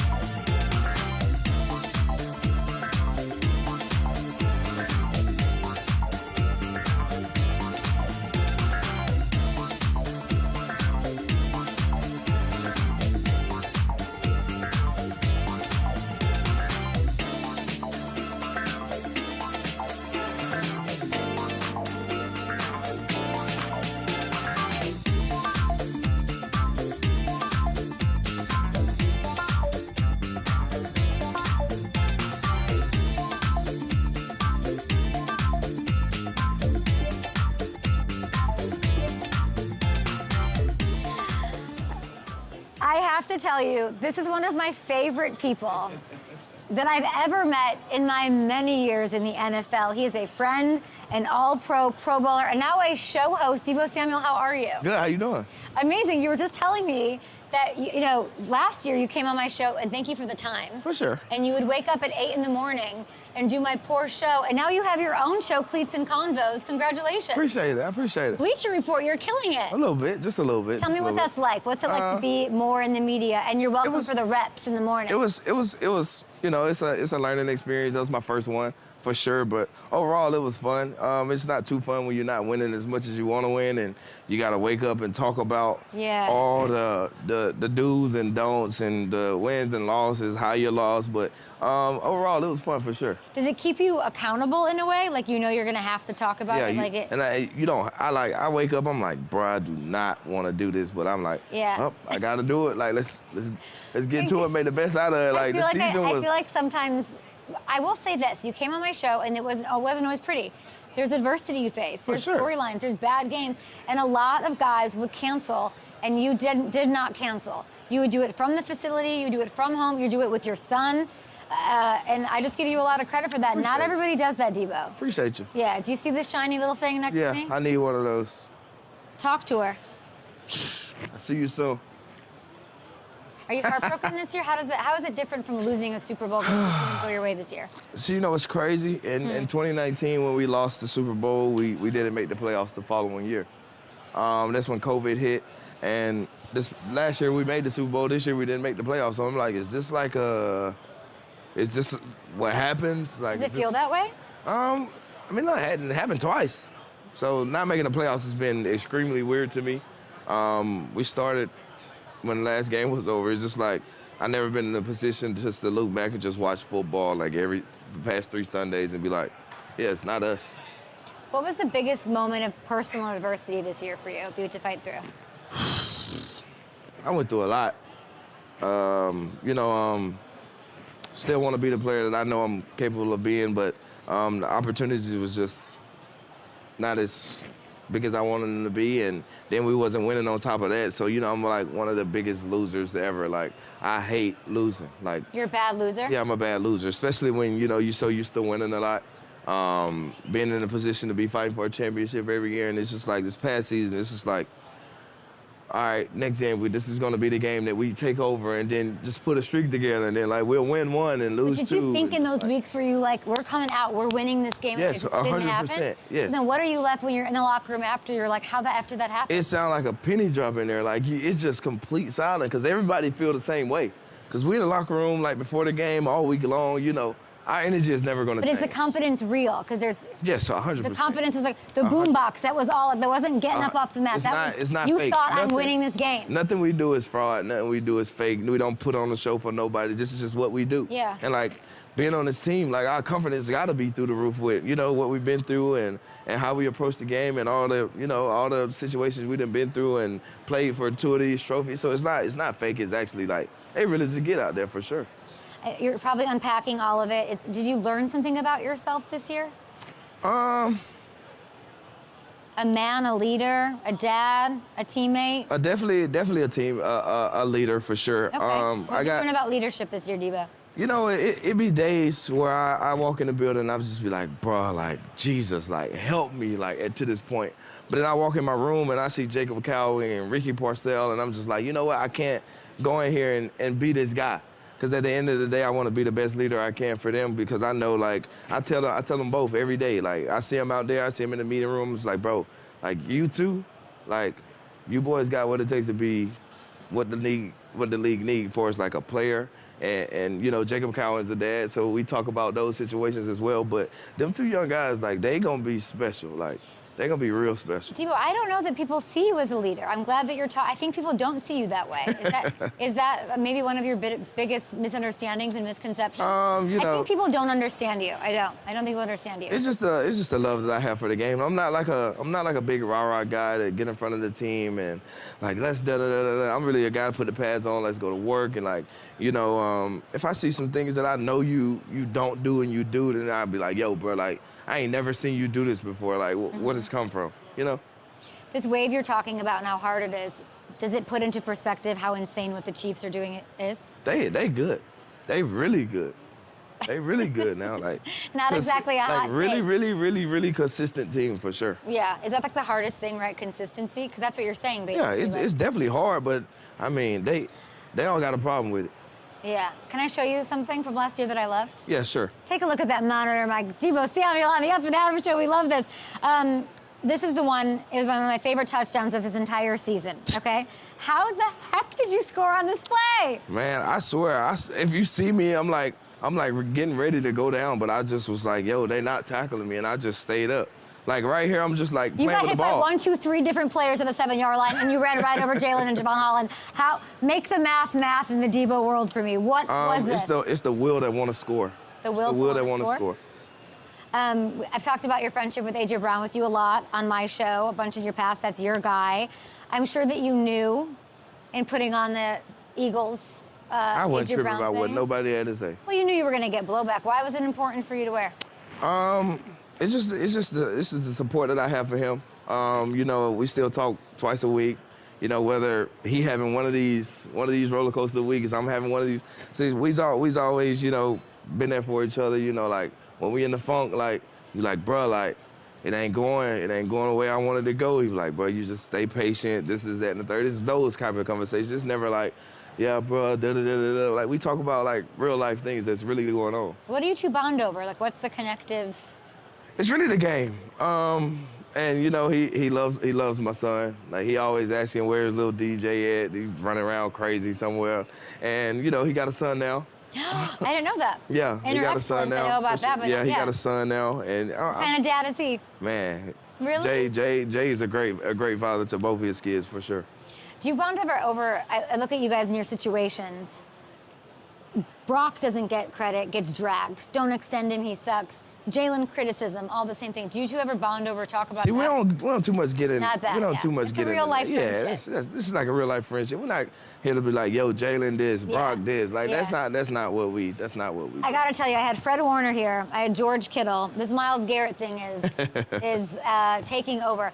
Fred said he would give some of his salary. Not happening. For Myles. George then said, whoa. And you're speaking for yourself at this point. Fred volunteered George's wallet as well. How much are you willing to put in for the GoFundMe for Myles Garrett? Whew, I mean, if it was 100% chance that I'm going to win the Super Bowl, then we can have that conversation. So $0. Nothing is guaranteed. Correct. Yeah. What's going on in your future? What do I need to know? Nothing's going on right now. Niners have John Lynch on line 1. We got a lot of things to figure out. We talking, you're happy, you're good? Good. Okay. I love that. Tell me, I mean, you're clearly good. You're getting a check from Mountain Dew. Oh, yeah. The Super Bowl. Tell me what's going on. Oh, yeah, ain't nothing better than Mountain Dew. Oh, Baja Blast, let's go! Nothing better than Mountain Dew in the Super Bowl, especially the best drink out. Why? The Baja Blast is just so refreshing. Why is it the best drink? I mean, I brought you once. You can open it up and you can. I'm gonna spill it all over myself. Let me see your little facial expression once you take a little sip. Why? Don't waste it on your shirt. Am I gonna be? What do you mean? Am I gonna be sent? You ever had one before? A Baja Blast? No. But I know I'm not getting a check for this, so you're welcome, Deebo, for buying your new house. This is delicious. Yeah, I'm telling you. I'm loving this. Okay, love that. Who do you have in the big game? Tell me. Oh, you know, I'm rocking with Jay and Say on this one. Okay, let me ask you one more question. We have all these AI renderings of you in different jerseys. What are your thoughts on that? Have you seen that? Everyone wants you on their team. What does that feel like? What do you mean? People want you on their team. I mean, Why'd you delete Twitter? Huh? Why'd you delete Twitter? I didn't delete Twitter. You didn't? Somebody just told me that. Bad info. Okay, I love you. I love Mountain Dew. Take your Baja Blast. I'm going to be sugar high all day. No, you're not. Can't You'll wait be for all you to right. have one of these. This is sacrilege. The NFL is going to lose their mind over this. We're going to take, Pepsi, a sponsor. Mwah, mwah, mwah. Jerry Maguire. We love you. We love to give our love to the kids, the family, everybody. And we will be back after this, I believe, with Hall of Famer Emmitt Smith. Don't go anywhere. E. Smith joining.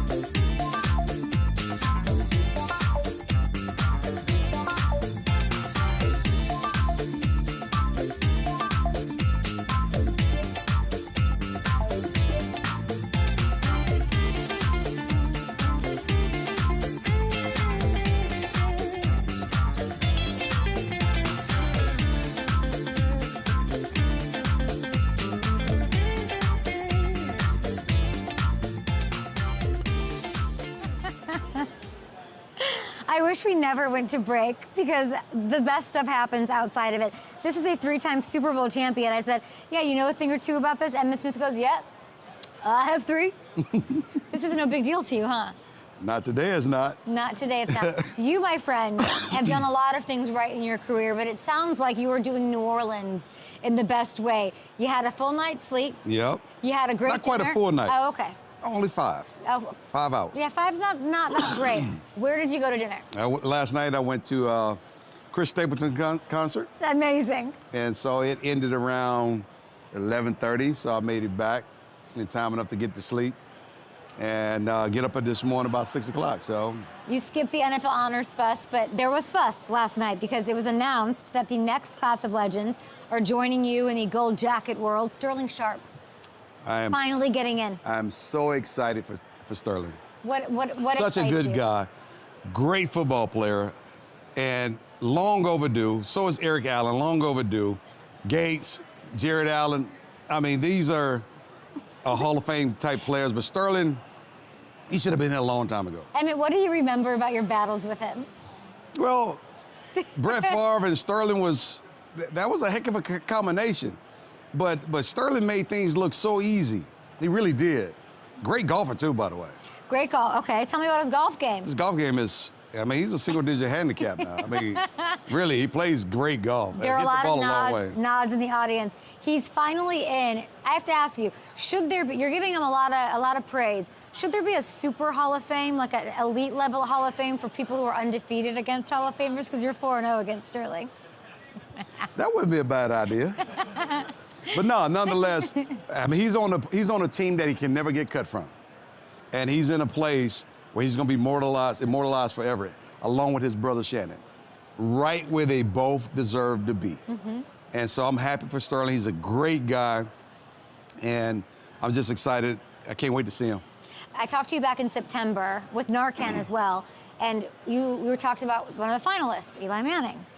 First ballot, is he not going to be? He did not get into the Hall of Fame last night. Did they get it right? I don't know if they got it right or not because there's 7 spots, and they should have filled up all 7 spots. I think Darren Woodson is also a guy that probably should have got in last night as well, because in the future, in the years to come, you're going to have a number of guys that just retired some years ago that would come up at one time. And now you're going to claim you don't have enough space. So it's time to create the space and take advantage of that space when you have an opportunity to do so. Do you inject yourself in these conversations? Are you on? No, they don't want my opinion because I'm too opinionated about a lot of different things, and they don't want to hear what I would perceive to be the truth. I think it makes sense if you got 7 spots, and if you want to cut it down to 4, that's fine. But if you got 7 spots, you have to be consistent about how you're voting, who you're voting for, and who needs to get in and when they need to get in, and take advantage of it. We'll see if he gets in. Of course, he'll be a Hall of Famer, but we just don't know when. Eli Manning, I'll make it in. But I like that. He should be in too. He's the only guy to beat Tom Brady, you know. And that should matter. That matters a lot. Because why? Because it's like you can't tell you beat the greatest to ever do it twice. You beat the greatest that ever did it twice. And you're that's all you have to say. That's all you have to say. That's all you have to say. Yeah. That's a great point. Guys, you should be involved in these conversations. I wish you'd inject yourself more. Who else could say that? No one. What other team can say that they beat Tom Brady in the Super Bowl? No, none. Not twice. How many times has he been there? I mean, so does Nick Foles deserve to be a Hall of Famer because he won one? That's just one. So Nick Foles, if Nick Foles won 2 Super Bowls over Tom Brady, he should be a Hall of Famer? That's just one. Yeah. But Nick Foles has not had the kind of career that Eli Manning has had. And an impact on the game. And an impact on the game either. So I understand the logic, but Eli Manning has had an impact on the game too. I love that you're taking up for him. He'll get there eventually. Josh Allen might be a Hall of Famer. He won MVP last night. Lamar second in votes. Saquon finishes third. Not one first place vote. If a running back, go ahead. The problem with that is they voted probably way too soon. If they voted at the end of the season, Saquon was right there at 2,000 yards, and he should have been there anyway, all because he rushed for 2,000 yards. See, to me, I think the league is so shady in terms of how they want to promote and who they want to promote. Okay. And I think they're promoting guys that are in the quarterback position because they want this to be a quarterback league. It's not just necessarily a quarterback league without having a running game like Saquon Barkley or doing what Saquon Barkley did. Here's the thing also that upsets me. You devalue our position. And when your quarterback is not playing his best, you turn to us to bring the value back to the team and stabilize the whole offense. And when he does it the way Saquon has done it for the Eagles this year, because Jalen had some struggles too, mainly because some of the players was in and out. The continuity wasn't there. So what did they do? They turned and handed it to Saquon, and what he does, he put the team on his back, the whole city of Philadelphia on his back, and run them into the playoffs. Most valuable player. So if not Saquon in 2024, what running back ever? Ever? Do you think it's ever going to happen again? Like if Saquon didn't get it this year, didn't even get a first place vote, do you think any running back will ever get the MVP ever again? Yeah, when the league changes its mind in terms of valuing everybody versus valuing a certain position. And that's on the league. Mm-hmm. That's just how they promote the game. Back in 1993, you win MVP. Right. Do you think maybe Saquon should sit out a couple games and show his value? No, he knows his value. You got it after missing some, I mean, what that team did not look like without you putting them on your back versus what you did when you were there. We're talking a different scenario. Yeah. We're not talking apples to apples. We're talking apples to oranges. I didn't have a contract. I didn't have a job. Yeah. Saquon has a job. So for him to sit out, he will be reneging on his job commitment. Understood. And that's not him. Do you have a job now? I know you're working with Narcan. Do you have a job, a day-to-day? What do you got? I got a day-to-day job. Do you? Yes. What? I don't know. I'm a business owner. You're a business owner. I'm an entrepreneur. You dabble. Yeah. Let me throw something at you. You told Us Weekly, you didn't tell me this. You told Us Weekly that you'd consider coaching the Cowboys if the opportunity presented itself. What's that about? Why not? consider the opportunity if it presented itself. I mean, it's the Dallas Cowboys, a team I've always loved, and I love playing for. I would also said I would consider coaching the University of Florida. I also said I would consider coaching the University of Texas A&M. Those are the only 3 schools that I would consider coaching at. Have you talked to Jerry about this in a serious way? Never. No, I haven't. Would you, if he called you, you'd be interested? Oh, I'd sit down and talk to him. Yeah. Sure. The name sure. Brian Schottenheimer, is that an inspiring name to Emmitt Smith? Not to me, it's not. Tell me more about that. This is not an inspiring name. I mean, I understand the concept of hiring from within. I get that piece because you don't have to change a whole lot of things.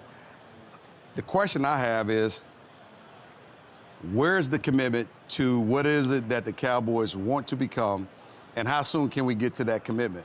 What is the vision that Schottenheimer has for the Dallas Cowboys football team? And perhaps how does that vision lines itself up with the Dallas Cowboys marketing and organizational team? Mm-hmm.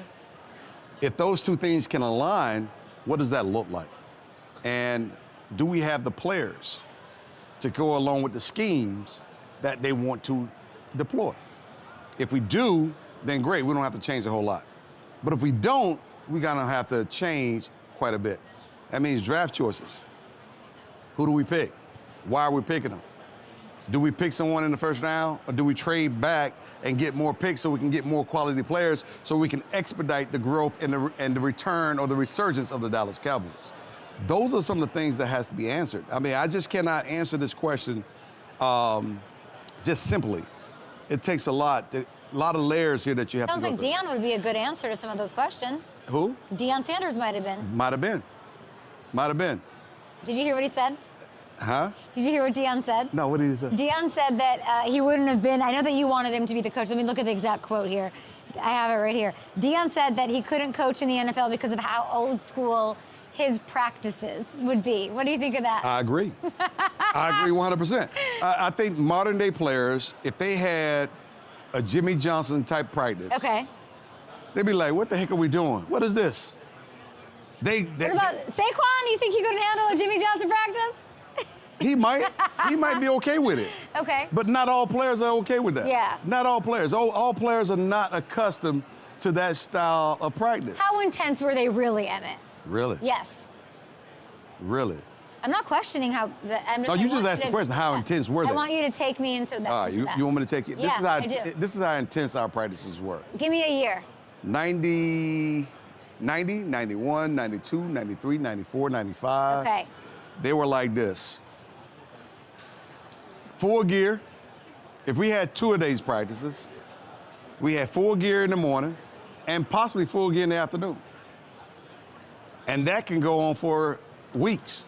Weeks. And if we had inside run, it was inside run, tackling the guy down to the ground, and that's 9 on 7. That's 9 defensive players versus 7 offensive players. The 2 safeties couldn't hit the guy, but everyone else, the others 7 on 7, they was lighting them up. Full throttle football. We couldn't do that. No, you can't do that today. No. But that's why you lift these 7-pound weights. You got 3 of them, baby. And back in the day, if you came across the zone, you got lit up. You got lit up. And these boys should be thanking everybody for these CBA rules and the NFLPA. Man, all the free stuff they get. I love you so much. They get free passes. Tell me about Narcan. It's very important. Everybody should definitely be aware of this. This you don't get a free pass on. Okay, tell me. Because if you're not equipped, you can actually cost a person life. But if you are equipped with Narcan nasal spray and you find someone unresponsive, you have a chance to save someone's life. But Narcan, it is there to help reverse the process of being an overdose. It reverses those things. And Emergent and I are continuing to try to spread the word around. Well, there's such an opioid epidemic crisis around the country. We've talked about it a lot. But if you talk about the national basis, the national is coming down a little bit, but here in New Orleans alone, the numbers are steady rising. And it's not even just taking drugs. Right. The drugs are poisoned. Yes. And so this is it's why a combination it's so of everything. You got fentanyl out there that's killing people. We've seen celebrities pass away from opioid overdoses. We've seen rappers. We've seen all of it. And so at the end of the day, this epidemic is touching someone's life one way or another. And Narcan can help save. It's a nasal spray, and Yep. it can rapidly reverse the effects of opioid poisoning. And it's, by the way, also safe to use even if opioids aren't present. So thank you Yes. for all the work you do. It is life-saving, Narcan, and we appreciate you and just Cheers. all the things. Cheers to my trophy. We're cheersing to the Lombardi. We'll be right back with Tyreek Hill, I guess, is backstage. Yeah. Who knew? Cheers. Cheers. Cheers, he says.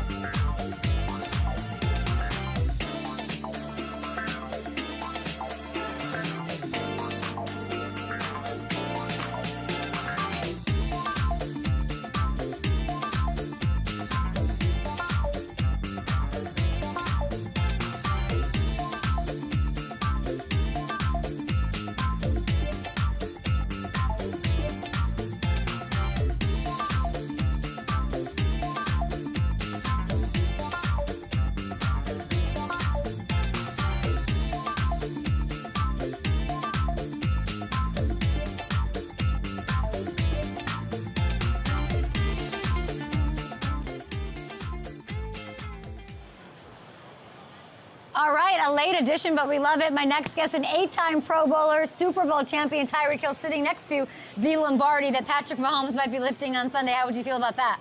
I would feel amazing about that. I've been telling, all of my family and all of my friends that, my boy's gonna three-peat. It's just something about Pat that's very different.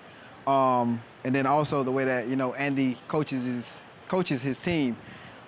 He has built a tremendous coaching staff, and it's just a beautiful thing to see, man, like what those guys are truly doing in Kansas City. When you say there's something about Pat, can you unpack that for me in a way that only Tyreek Hill can? You know what, man? It's so hard, man, to break down in terms because it's so hard. I know, I want to understand. Because Pat, he's different. He's different from any body that I've ever been around. And this isn't a knock on anyone, but Pat, he's a very huge competitor. He obviously loves the game of football, and he's just next level, man. Whenever he plays, he has a weird shaped body. So when you look at him, it's very easy to sack this guy. He has a dad body. So when you look at him, it can't be that fast. But when you see him getting on the outside of these defenses and just outrunning people, it's how is he doing that? So he's different, bro. So I don't know. It's hard to explain, bro. What's your relationship with him like now? I feel like me and Pat got a good relationship. You know what I'm saying? I got to keep it that way. How do you keep it that way? What's the secret to having a good relationship with Patrick Mahomes, Tyreek? He in a different category than all of us, bro. Pat is he's the GOAT of our era, bro. So, I just want to make at the end of the day, me and him brothers. You know what I'm saying? Outside of football, obviously we were teammates, but I feel whenever he came into the league, our careers grew both together. So, He'll always be a brother to me. I love hearing this. What do you respect most about him? I can tell you really have a lot of reverence for him. I have so much respect for Pat, man, because the way that like he approaches the game, you know, for his teammates. You know what I'm saying? Like it's always a moment in the game where football is a hard sport to play. Like we all go through adversity, but him being a leader whenever I was in Kansas City, he did a tremendous job of uplifting his guys, holding his guys accountable, and making sure that guys are. If you're not ready to play, then get your ass off the field. You know what I'm saying? And that's what I love about Pat. He'll never shy away from that. No hard feelings, but we trying to win football games. You know what I'm saying? So, he's a tremendous competitor, though. Like, a lot of people look at him and just say, oh, he's cute, got the light-skinned face, but he really a dog, though. But everyone's a dog that gets to play in the NFL, so it's this other thing that sort of elevates him. It's something that, like, I would say, like, a lot of people be like, okay, there's 1%, like, it's 1% that you make it into the NFL. Then, for me, Pat, he in another 1% with him, Aaron Donald, Christian McCaffrey, Justin Jefferson, all those guys, they in a different 1%. So you got the 1% that make it to the NFL, then you got the 1% that's, like, top of the top. So those guys are, like, the top of the top. You know what I'm saying? I do. Do you have the same level of respect for Noah Lyles? No, I don't. I talked to you back in Miami. I think it was 90,000 Why do you ask me that? degree. Because I think just a couple of days ago, he tweeted this sign, okay? It says, Tyreek could never. Did you see this? You know what? I actually did see it because my wife showed me. It was crazy because I'm like, bro, what if you would have lost that race? Would you would have showed that then or what? Like, where did he pull it out from? Was he planning on doing it? I have questions. Exactly. So, therefore, this was a stage race. He knew he was going to beat those guys in a race. Oh. That goes to show, bro, he not racing real people. And that's why he's scared to race me. That's actually, you're pretty much, maybe in his head, I hadn't even thought about that. When are we getting the race, more importantly? I mean, I can do it next week. I'm ready, baby. I'm the cheater. I can do this anytime, man. But for him, he feel like he got a lot to lose. So, he got to add, like, a lot of things to the contract or whatever they got to sign. I said, bro, we don't even need a contract, bro. How about me and you just meet up and we just race for YouTube? Did you? Like, just to prove a point. When you saw that, when your wife showed it to you, did you smile? Does that get you? Yeah, like, look at you. It gets you going. It gets you going. You love it. Yeah, man. So I was holding our daughter, and she was like, bro, like, why? Like, what's up with this race with you and Noah Lyles? And then she showed me the Tyreek Hill never. I was like, bro, he just doing that for clout, bro. You know what I'm saying? Like, obviously, he trying to grow the sport of track, which is a beautiful thing. But it's like, if you going to call me out, bro, like, go ahead and finish the job. You feel me? Don't be one of them dudes who just going to throw a sucker punch and leave. Let's go ahead and race and get this thing over with. We can't wait for it to happen. Let's give the people what they want, bro. Let's give the people what they want. Because guess what? Yes, tell me. Because guess what? The track world going to be so hot. They're going to be so furious when he lose. I know. Because, look. Shambles. He's supposed to be like Noah Lyles supposed to be like they little golden child or whatever. They're Patrick Mahomes. Exactly. Yes. Yes. Okay. So now we got to get that going. You just said that every football player, every NFL player, the 1%, the less than 1%, they all go through adversity. Right. What's going on with you, Tyreek? You're going through, would you call it adversity? Where are you right now in your relationship to the NFL, to the Dolphins? Oh, strong question. Strong question. I didn't know you was going to ask me that.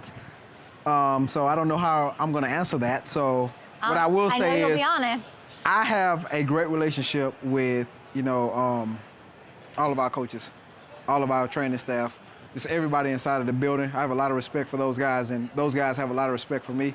But I will say, having some conversations with my family, having some conversations with my mom, because my mom is still like very, in my life, very heavy. Virginia Hill, by the way, she called me. She was like, baby boy, like, we don't handle our situations like that. And like in that moment, I'm like chill, like, leave me alone. Like, I need you to be on my side. Like, I need you here for me. When was this, after week 18? Yeah, like, this was after the Jets game or whatever. And like, it gave me some time to think about it. Like, yes, I could have handled the situation better by saying, like, instead of saying I'm out, I could have obviously handled it better. And I wish I did. You know what I'm saying? But in the heat of the moment, I just said whatever I had to say. And I'm taking full accountability of that. You know what I'm saying? Because I want to win. You know what I'm saying? We want to win, and I'm sure the fans want to win. But a lot of things, I feel like a lot of things needed to be said sometime, man. So it's tough right now. Like, I want to come back. Do you regret what you said after the game? Yes. So I had, Teron Armstead, I'm sure you have a lot of respect for him. That's my dog. A leader. Yesterday he said you have some mending to do. That's what he said when he was asked about it. What kind of mending do you think you have to do with your teammates? Well, for me, I love to show guys, my hard work and my appreciation to them by just going to practice every day, busting my tail, showing up to meetings on time, just doing everything the right way, the exact way a pro is supposed to be, doing the stuff what a number one player is supposed to be, which is being on time, being very coachable, being very attentive in meetings and stuff like that. So I think that's the biggest, thing I can offer to my teammates, and just being that kind of leader, you know what I'm saying, like what I've been my whole career. So this year, man, I'm like holding myself to that kind of standard.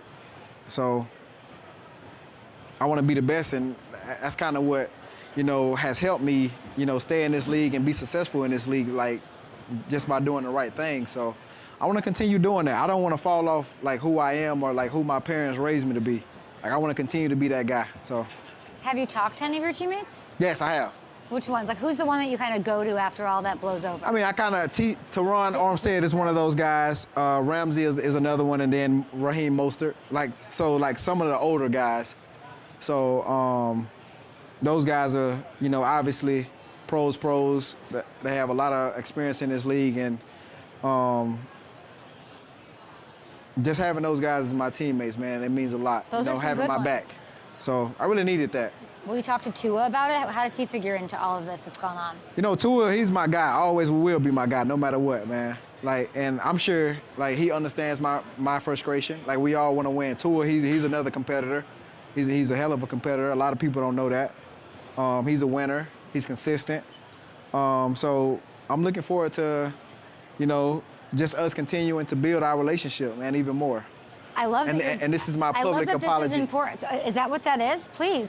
This is my public apology to you, Tua. I love you, bro. But take it. I mean, are you sort of wanting to say you're sorry to your team? Oh God, yeah.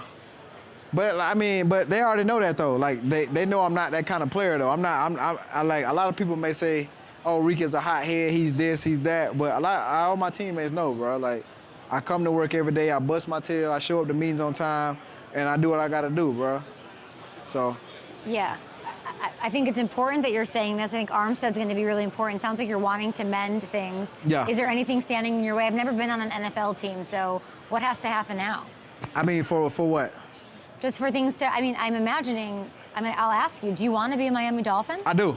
I don't want to go nowhere. I love it. My family loves it. Kids absolutely love being on the beach every morning. So it's an amazing thing, man. We are really building something special in Miami. We made it to the playoffs the first 2 years. Obviously, this year was hard, but if guys continue to buy in, into what coach is building and the culture that like he's trying to build, it's going to be a beautiful thing, man. What advice has he given you? What has he said to you? He's giving great advice. I would love to hear the advice he's giving you in this situation. In this situation? On their week 8, I'm done. We need more dogs, all of that. We're apologizing now. What did Coach tell you? I feel like that right there is more of a private conversation. Okay. It was very intense, though. So me and Coach's exit meeting was very intense. It was very intense. It was good, though. It was beneficial for myself, man. It gave me an insight of exactly, like, how he sees everything. You know what I'm saying? Mm-hmm. And as one of his leaders, man, I can't put my head coach through that. You know what I'm saying? Because he already has enough things to worry about. And Coach, he's been doing a tremendous job ever since he has taken over the Miami Dolphins head coaching gig. So I appreciate you taking the time, wanting to speak to your teammates, wanting to talk to Dolphins fans who, of course, want you. They're one of the best players to ever do it. You have this comment about we need more dogs. Can you win one of these in Miami? Yeah, for sure. We can. But we all know, man, football is a game of up and downs. Like, we all have adversity. We all go through things, man. But it's a team that stays close together, and plays, for one another. Because believe this or not always the best team wins the Super Bowl. Like, you can have a great roster, but It's all about if you're a good team. You can have a great roster all you want to. You can go sign the best names in football, but if you aren't a good team and if you don't have a good solid core, you're not going to win games at all, man. What does Miami need to win this? What do we need? What does Miami need to win one of these? I don't know, man. Like I said, we just got to continue to play as a team, man, and just build that off-field team camaraderie. And, I feel like we'll be all right. We've been already building that for the past 3 years, because we got a great roster. I think we love hearing that. We love hearing that you want to be a Dolphin. They got a great roster, and here you are in New Orleans making it all happen. We appreciate the time. Yeah, man, I love being a Dolphin, man. Anything else you want to get out there to the world? And we also enjoy when you come down and visit us and give us and interview us. Thank you guys so much. It's always such a warm welcome. I ran into Armstead last night. A lot of your teammates are here. So I'm hoping for you the road to recovery and the road to mending and the road to success in a Lombardi in Miami. We'll be right back. Thank you. This was like a...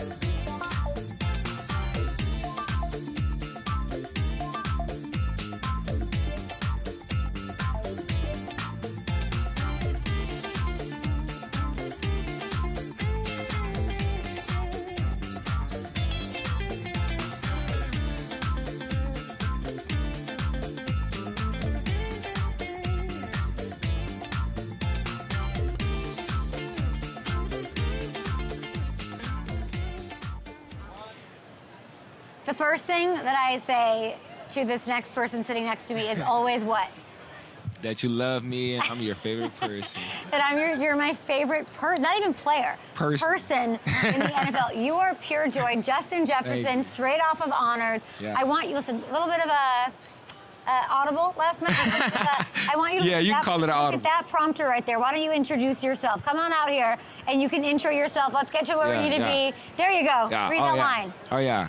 Our next guest is an all-pro wide receiver for the Minnesota Vikings. Let's hear it. A four-time Pro Bowler, Justin Jefferson. Welcome back to Up and Adams. You did it! See, now your prompter was way better than it was last night. Yeah, we got real professionals. Yeah, y'all got professionals here. I don't know what was going on back at the honors, but they need to fix.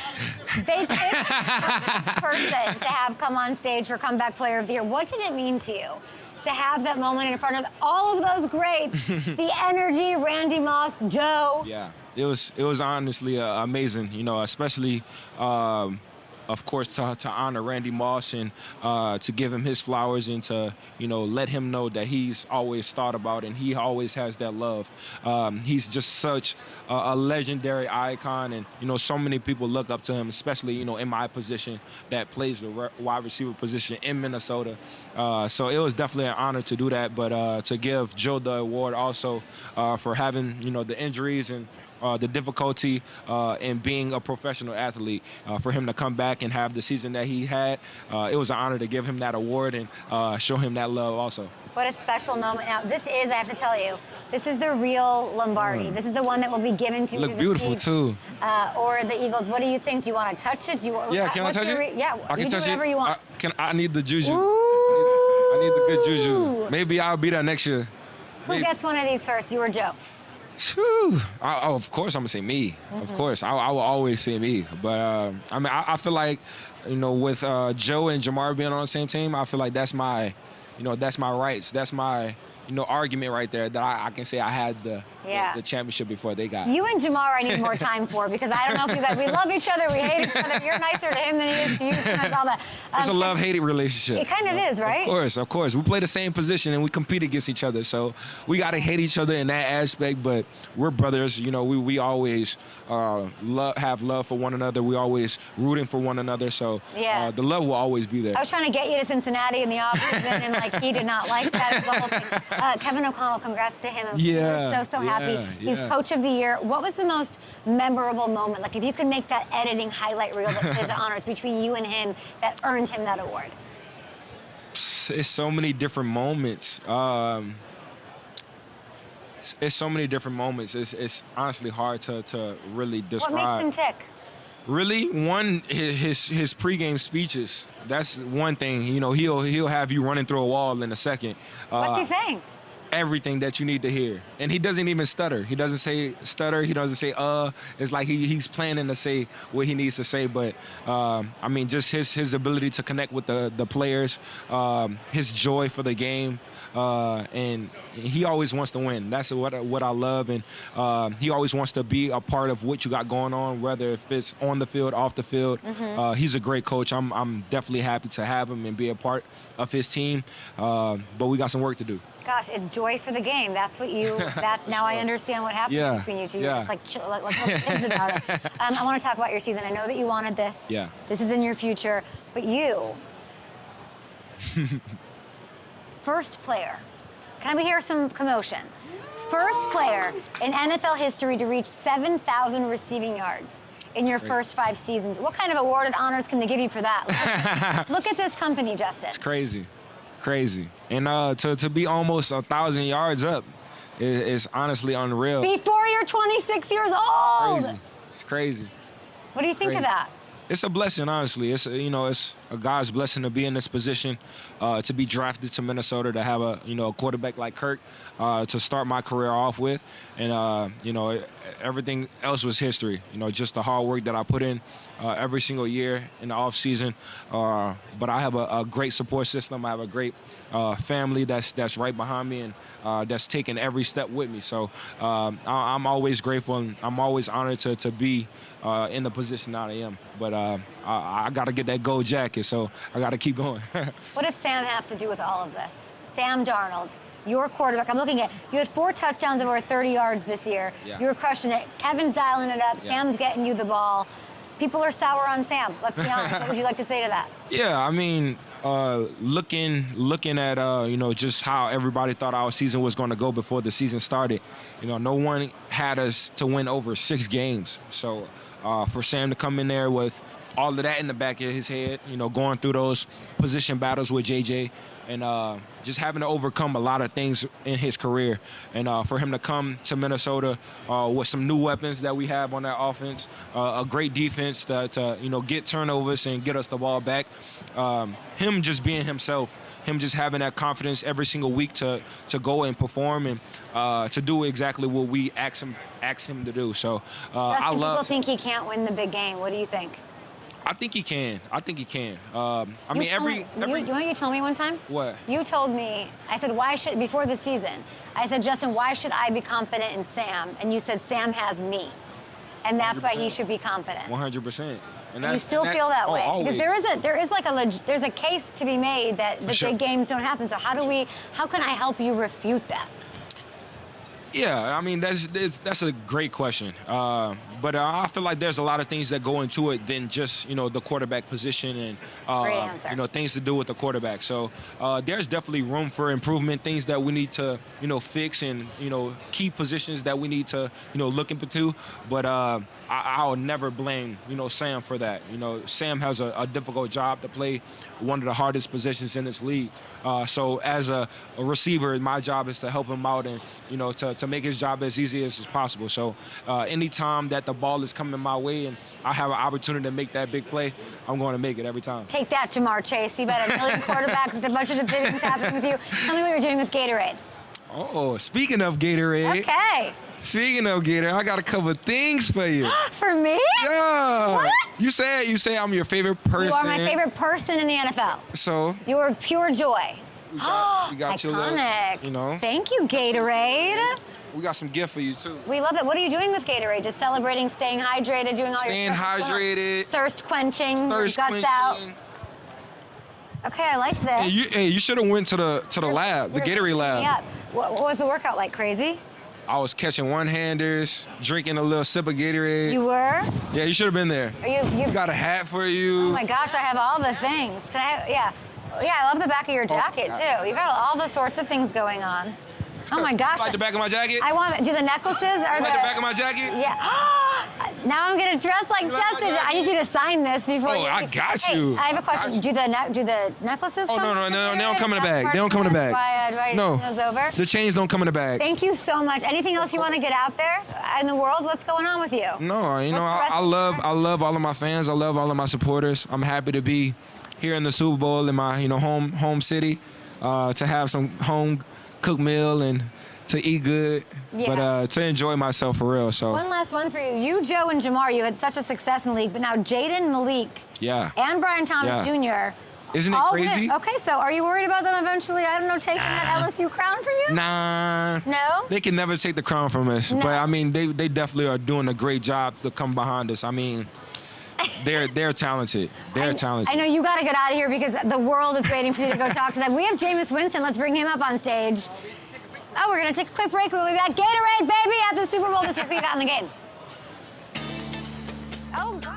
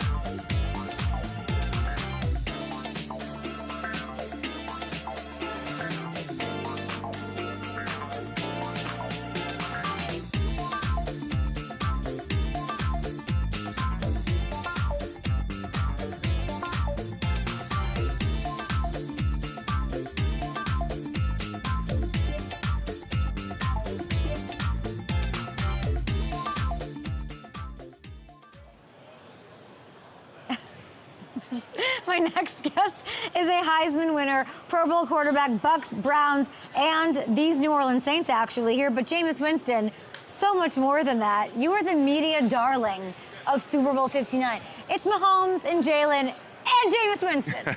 How is it? Man, I'm just grateful to be on here with you. Obviously, when I get on this platform, I know that I have finally made it. But no, I'm just excited to bring energy and excitement to what this great city has to offer, and I'm blessed that Fox has afforded me an opportunity to bring some excitement to people. Where does the energy come from with you? Do you ever get tired? I just have a love for humanity, and I just enjoy making people smile. And what I want for myself, I want for everyone. So when I'm meeting somebody or talking to somebody, I want eye contact, I want energy, I want certainty. So I try to deliver that to everyone that I encounter. I think everyone knew that you'd be a media star, that you'd be sort of famous in this space, doing your thing. Blessed that I get this platform because I'm a man of increase. So when I'm speaking to people, I'm lifting them up, I'm encouraging them, and I'm making them laugh a little bit. So I enjoy doing that. So me being able to be who I am authentically just helps this process out. Jameis, I always wonder if you know how funny you are. I don't know. I don't sit in the mirror and practice like jokes and stuff. Like I'm not a comedian. Yeah. But then you must be sort of surprised when people like your thing about the snow or whatever it is, like that people have that reaction. Are you ever like, I don't understand? What did I do? I'm just very present, and I'm immersed in everything that I get involved with. And I think my teammates, they kind of get taken aback of that because they're like, he is really all in our conversation. If they're talking to me about having a pet turtle, or if they're talking to me about football plays, like I'm really all in to whatever we're talking about. Who has a pet turtle? Well, my son wants a pet turtle. Are you gonna get your son a pet turtle? I really don't want to, but okay, the why? way that it's going, I don't know how to take care of a pet turtle. I feel like it doesn't sound that hard. But I believe like turtles obviously need the right environment. I feel like turtles, like my mother-in-law told me that a turtle requires a salad every single day. And like I only eat a salad 3 times a week. So like now do I have to prepare another salad for a turtle? That does sound hard. I feel like you've made enough money though this week that like you could afford maybe a turtle and nanny. But I already have my beautiful puppy. Like I have a puppy sitter. No, like, let's name the turtle. What are we gonna name the turtle? The turtle has to be Hair. Hair. Okay, that doesn't make any sense, but I see what you did there. Who's the slowest NFL player that you can think of right now? First one off your head. Slowest NFL player that I can think of, probably Tom Brady. Like when I just see him running, like it looks like he's in slow motion. Yeah, so I feel like we can name your turtle for your son named Brady. Brady. No, it's gonna be Hair. Like that's definitely gonna be the name. We love that. We have so much to get to. I love your outfit, by the way. You look insane, amazing, doing the rounds, media darling. Miles freaking Garrett, the other huge name, okay? He requests a trade out of Cleveland. I'm happy about. I want him to get a ring. You spent an entire season with him in the locker room, getting to know him. When did you get the sense that maybe he had changed his tune and wanting to be a Cleveland for life? Well, Miles is a Hall of Fame player, and he just wants to win. And I've never been a part of an 0-16 season. I've never been part of a 1-15 season. I've been a part of some losing seasons, but I think that he deserves the opportunity to show his gifts in a winning culture. And I think that the Cleveland Browns have started to build that winning culture with Baker Mayfield leading to the playoffs, obviously with Coach Stefanski winning Coach of the Year twice, and Joe Flacco leading the team to the playoffs last year. Actually, 5 different quarterbacks leading the team to the playoff last year. But, I mean, he just wants to win now because as a defensive end, you can only play for so long. And he requires what he wants, and I think he deserves to be appeased. What do you want for you? My heart desires to be 1 of the 32. Whatever team is willing to give me an opportunity to lead their team, and that I can consistently show them that they can trust me and we can win football games. You have this amazing moment. You can't even write the 2024 season without this snow game against the Steelers. What did that moment, you think, do for you, your drive, the other teams that are looking at you, and what a performance? I think it just allowed people to see, like, one, an Alabama boy can go and dominate in some snow as well. Fair, important. We were playing against a coach that I've always admired, and Mike Tomlin, and I always wanted the opportunity to play against him, compete against him, or either play for one of his teams. So that game meant so much to me. And James, what did he say to you after that game? He didn't say much to me because we won. He was like, keep going, you know, and we kept going. Okay, and then I'm looking at some of these teams that you've named and mentioned. The Giants, the Dolphins, the Steelers. You just mentioned Tomlin again. I see what you're doing, and I like it for you. Russell Wilson, who's all of that. Why not Cleveland? I would love the opportunity to play for Cleveland again. Cleveland just hasn't came up because I've already been there. I would love to go back there. I'm telling you, Cleveland was better than what I expected. I would love to hear more about that. Tell me. Cleveland has the best 90 days of any place in the world. Okay, we're 90 days. What I mean, I was living in Chagrin Falls, and I'm telling you, I'm driving up hills and going over like what you perceive as mountains, and it looks like wallpapers everywhere. Like I just want to take pictures of the trees, of the color. I want to take pictures of people's houses and all this. Like, but it's only 90 days. Only 90 days. 90 days of your best weather ever. What do you make of the culture in Cleveland? Because you're talking about Miles wanting championship culture. Yeah, I think Kevin Stefanski and Andrew Berry are slowly but surely building that culture. When I just have 1 year there, right? And from my year there, I saw one that our owner works his tail off, right? Not only is he on business calls throughout the day, he loves talking on the speaker so you can hear everything he's saying. But he's in the weight room working out. Jimmy Haslam is in the weight room working out. J.W. Johnson is in the weight room working out. So they are immersed. They want to know. They want to be involved with their team. So obviously that's an amazing trait.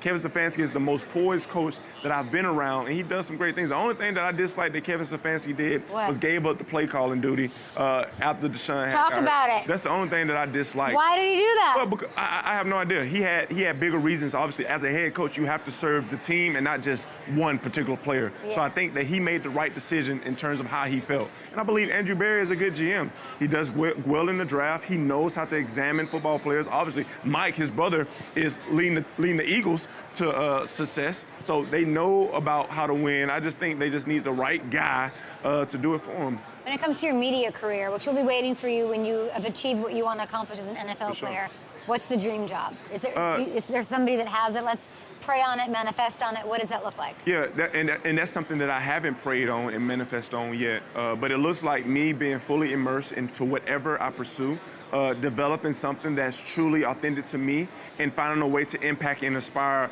all people, whether it's in sports, whether it's in, in horse racing. It could be in anything.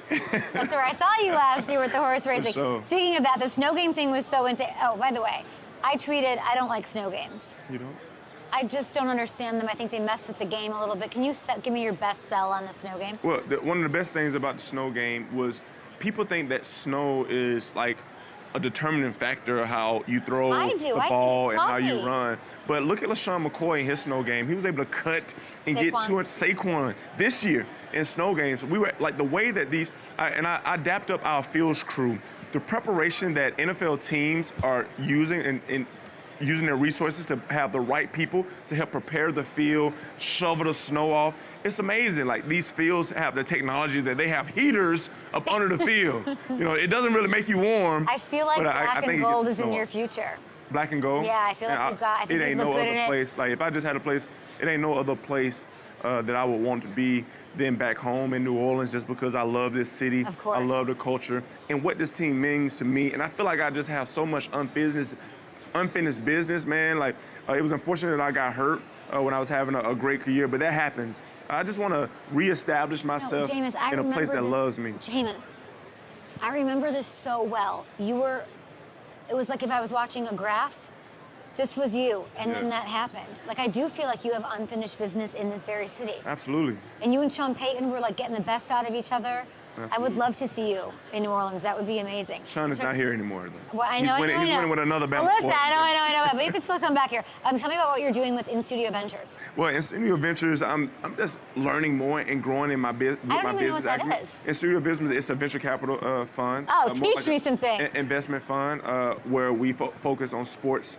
media, and technology. And anytime that an athlete outside gets into something, you want to have knowledge of what you're getting into. Okay. And what better way to start your investment acumen than investing in sports, media, and technology? And one thing that I enjoy about it is like we're into the business of inspiring and impacting, whether it's women's sports, whether it's youth sports, anything and everything that is able to push the envelope and provide resources and opportunities for these brands or for these leagues, we're doing it. And the fact that I'm a football player, being able to work with executives from the Netherlands, Danny Corntarende was an entrepreneur from the Netherlands, and we met. Just look at how much energy you have. You're getting Harvard juiced BMS. up. I don't even know what In Studio Ventures is. I want to be part of it. Yeah, no, it's an investment fund, and I take pride in building relationships with people that hold me accountable and also allow me to take a peek and be involved with what they're getting into. I don't want somebody just to say like, hey, Jameis, I'm doing this. Trust me, I got you. Okay. I want to break bread with you because I'm a quarterback. I like being in a team environment. I want to actually be your teammate. I want you to show me, like, what do I need to learn? Like, what meetings do I need to be a part of so I can actually grow with you? You are everyone's favorite teammate. I talk to lots of people. It's always Jameis is my favorite teammate. It's hard to even explain the energy unless you're with you with everybody. Of course, you're a fan favorite. And thanks to your team sitting here front row. Hey, Karin, love you. Karin is here. Will you take Karin to Derby this year?